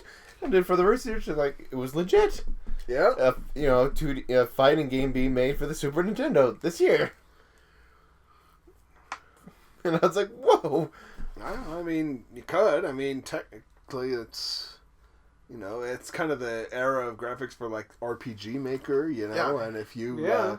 just took the source code for it and threw it onto a cartridge, you could make a Super Nintendo physical game. But we're seeing it on Amazon. I'm used to seeing people just have to host their own websites, for like their own like made cartridges. Like for that be an Amazon listing, that's what I've never seen that. Well, you can list personal things on Amazon. Yeah, but again, still just something you do not see. Yeah, not usually. But Amazon's becoming such a huge, like, major shopping network. I'm not really surprised people would do that nowadays. Yeah, but usually, and also that's the other thing. It's for $50. I see homebrews being sold for so much more. Oh yeah, and that's why the other thing. It's being sold at a reasonable price as well. Because the idea is like, oh, it's we are the ones who make it, so we can set the price. And like, no, these developers are very fair. What was it called again? Does anyone remember? I'll look it up real fast. It's on my Amazon. Since we're mentioning it. It's on my Amazon wish list. I can't miss it. Oh wait, I turned off my phone because of the podcast. Give me a moment. He missed it. Shut up. Just like his chance to talk about Ace Attorney. Shut up! Did you see me taunt him? Yes, you laid out the cartridges and everything. It's like, shut up. This time we're just being mean. Really? Oh, really? Yeah. This time. Hey, we did nothing to... Like, hell, we gave him a clue last time. We did. And he missed it. So Yes, because he of did. that, he's never allowed to talk about it. Never again. You missed your one opportunity.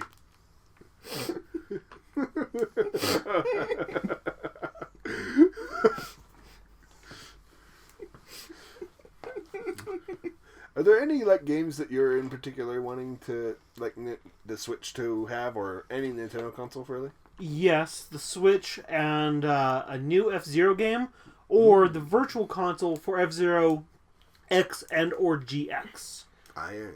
And I've seen a lot of people asking for a new F-Zero, or at least the Virtual Console of it, because nothing quite... I mean, I like Fast RMX, and I think it's a very good game and very close game to F-Zero, but F-Zero, the music and the way that the tracks are made, those wide sweeping turns, I love it, and I absolutely love it, and I really want Battle Mode if they ever do bring it back, because Battle Mode was fun.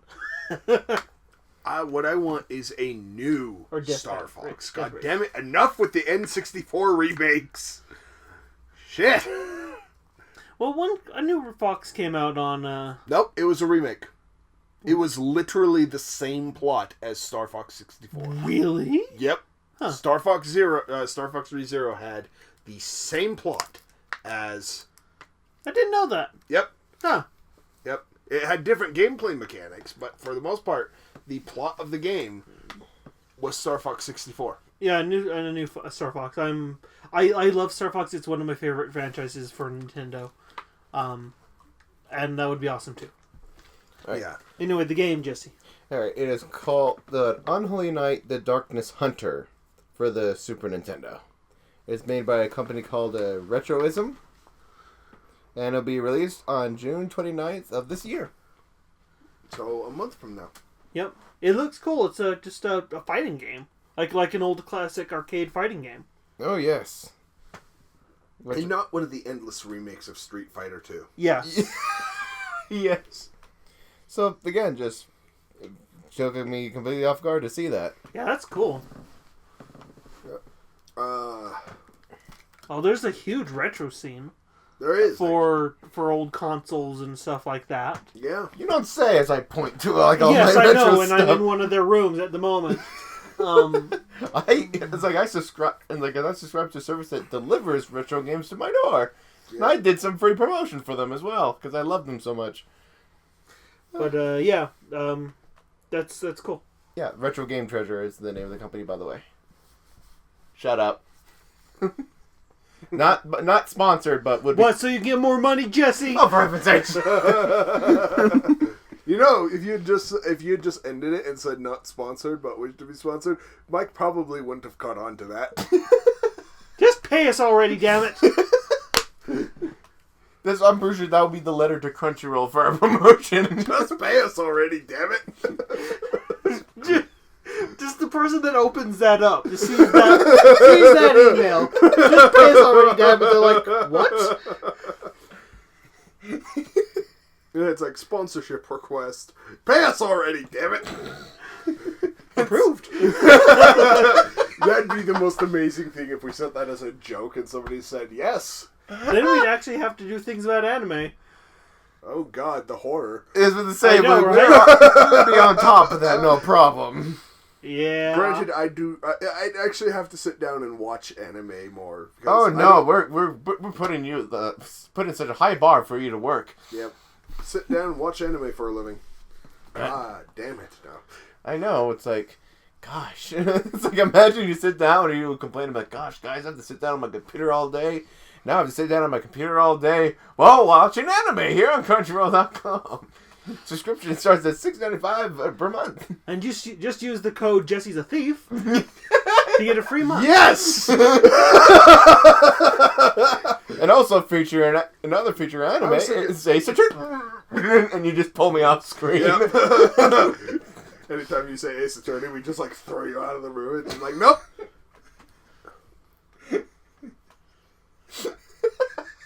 I can picture the bit so perfectly. It's So fun. can I. It's wonderful. Yeah, I do too, yes. See, we already have in mind the idea for our commercial. Yeah. Pay us already, damn it. You heard us, Crunchyroll.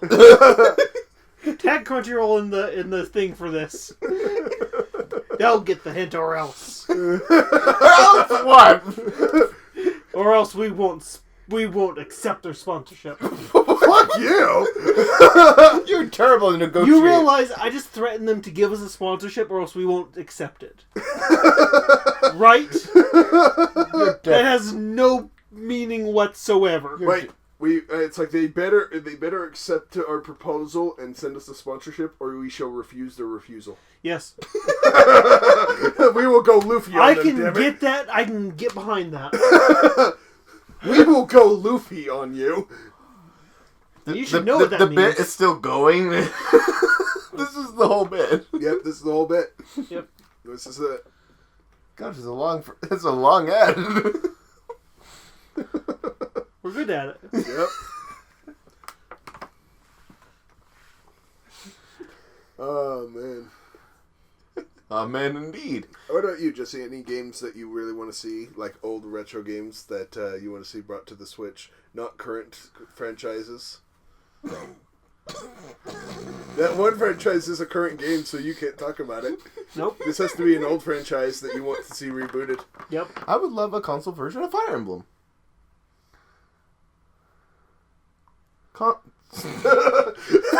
He is pointing at a Wii Fire Emblem game at the moment. How long ago was that, though? What's the date on the box? Let's find out. Fire Emblem Radiant Dawn was the last console version of it. It was a sequel to Fire Emblem Path of Radiance. That's fairly recent, I would consider. But then again... 2007. But then again, I consider a lot of 2007. 10 years ago. I know, that seems so weird. Is that I know. This does not seem that old of a game. And this seems like a fairly recent game. And I feel old. God damn it. I was about to say, if 10 years is recent, I'm afraid of your future. I feel like I have had an extremely skewed vision of time on what I consider recent. Yep. Like when I look back now, and it's been driving me nuts. I remember that the Olympics was 15 years ago. Oh, God. Yep. And it's like, holy shit, I still remember the entire state being all ramped up and like, yeah! Yep, in 2002, we hosted the Olympics. That was awesome. Yes, it was. I got to go into the Olympic Village. Oh, yeah? That was really awesome. Yep. They had free McDonald's. Wait. That was the highlight of the trip. I'm not lying. That was awesome. But no, that was not the highlight of the trip. Yep. I mean, so many things. I saw Apollo Ono, though. Huh? I saw Apollo Ono, though. Oh, really? Yeah. Yeah, in the cafeteria there. That was cool. Anyway. Back to more recent memories. Yeah. But yeah, so... Okay, a console version of Fire Emblem. I could see that doing well on the Switch, actually. Yeah, like I said, it'd be a good game for the it's Switch. another one that's perfect. It's like, I don't mind playing on the 3DS, but it's just... I've been so used to playing it on the handheld, and when I borrowed your GameCube copy, then it was like, holy crap, and it just kind of opened my eyes, like, why isn't there one? I love that Fire Emblem game. Yeah, Path of Radiance. That was one, it's like, no, I will not sell that to you. I like that game. I know, I was so tempted because when I looked how much they were going for online, I was going to honor eBay prices for that copy. Because it's like, guys, holy crap, it's going like in the hundreds. Even if it's just the disc. I might have accepted that. Consider. I was gonna because then it'd be like, I can still borrow it. When I want to play it. And I know where he lives. But, imagine you would just be like, I'm borrowing this, bye! Which, I hope comes because the thing is, the director for Fire Emblem Echoes, the one that just came out, he wants to remake Fire Emblem Blazing Sword. Yes! Which is the one with Roy in it from Super Smash Bros. That was in Japan only. Yep, it was a Japan-only game, and it was actually the sequel to the first one that ever came to the U.S. Huh. They never brought the actual game to the U.S., which still weirds me out, because it took them years to bring out the game with Marth in it. You know, they came out with like 3 or 4 games before they bothered bringing out the one with Marth in it.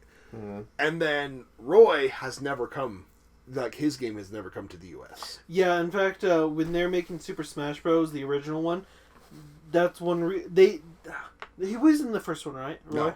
Or was he in the second one? Yeah, he's in the Super Smash Bros. Melee. I know that they hesitated to put him in the second one, or in one of them, because he had never been in the U.S. But they kept him in just because he was another sword character. Yep. And the only reason. American audiences saw these characters, are like, what's this game?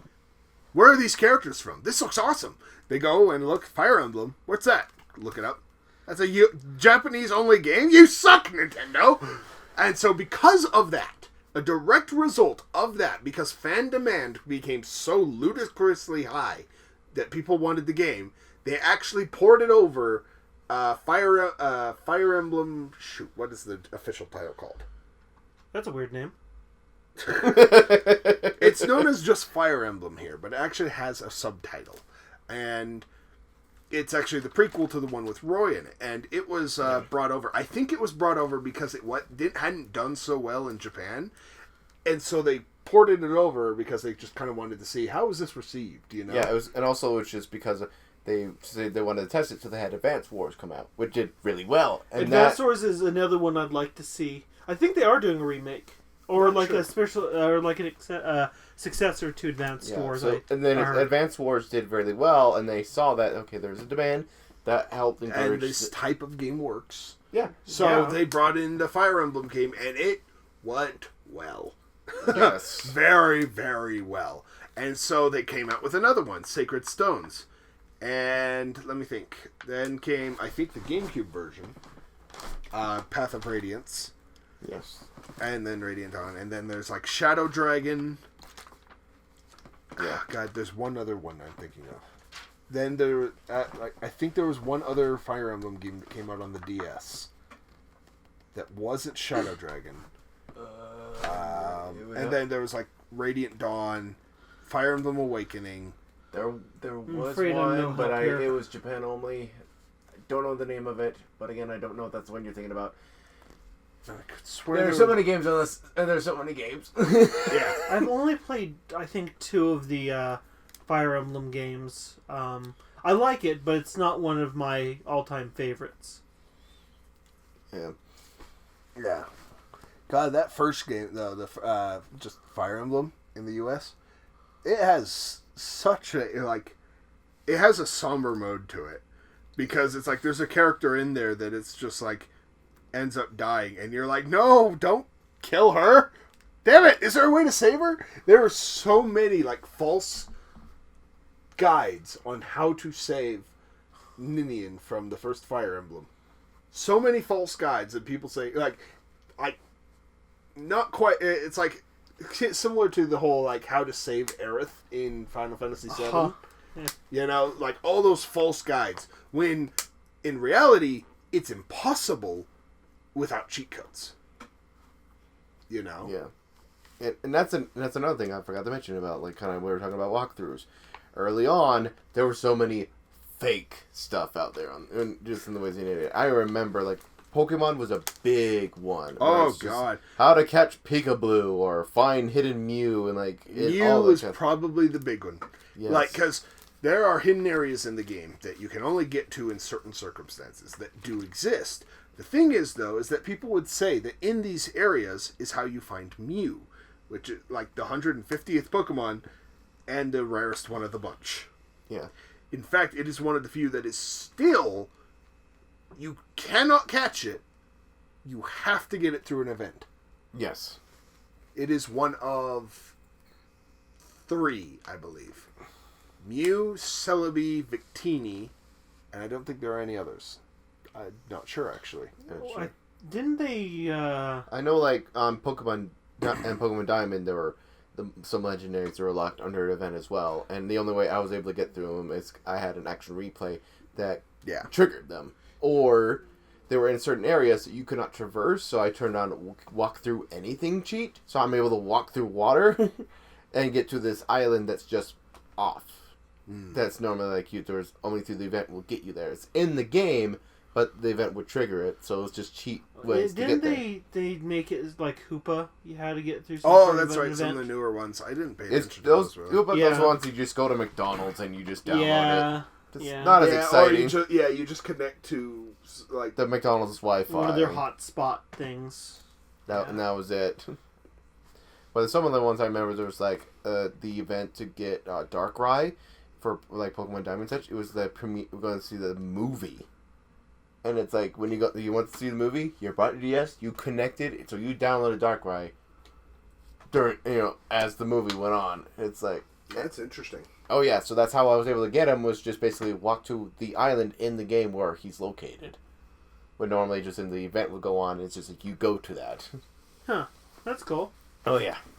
So again, I still remember reading like one of the ones I did was with Peekaboo. Like when rumors come out, it's like, how do you catch Peekaboo? Oh, just beat the Elite 4 or 5 times, then go to then save at this exact location at this time, like stuff like that. Yeah. I've read. Yep.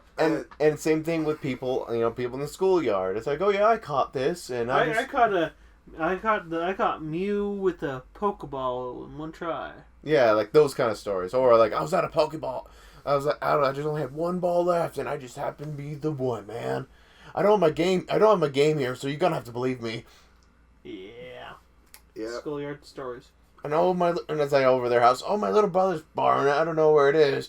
I don't know why my voice is really deep for a 12-year-old. Yeah, no kidding. It's like, good God, this is like a 30-year-old on the playground. So, kids, you want to trade me some Pokemon cards for weed? Do any of you have a dollar? I've been smoking for years. Doctor says I gotta get a tube. So if any others have ever asked you to smoke, don't do it. And scene. I think that's a good way to wrap it up right there. So thank you so much for everyone that's been listening. This has been Jesse, Joey, Mike, and we succeeded. and we hope to talk in the corner once again. Hopefully the Ace Attorney edition. no, not.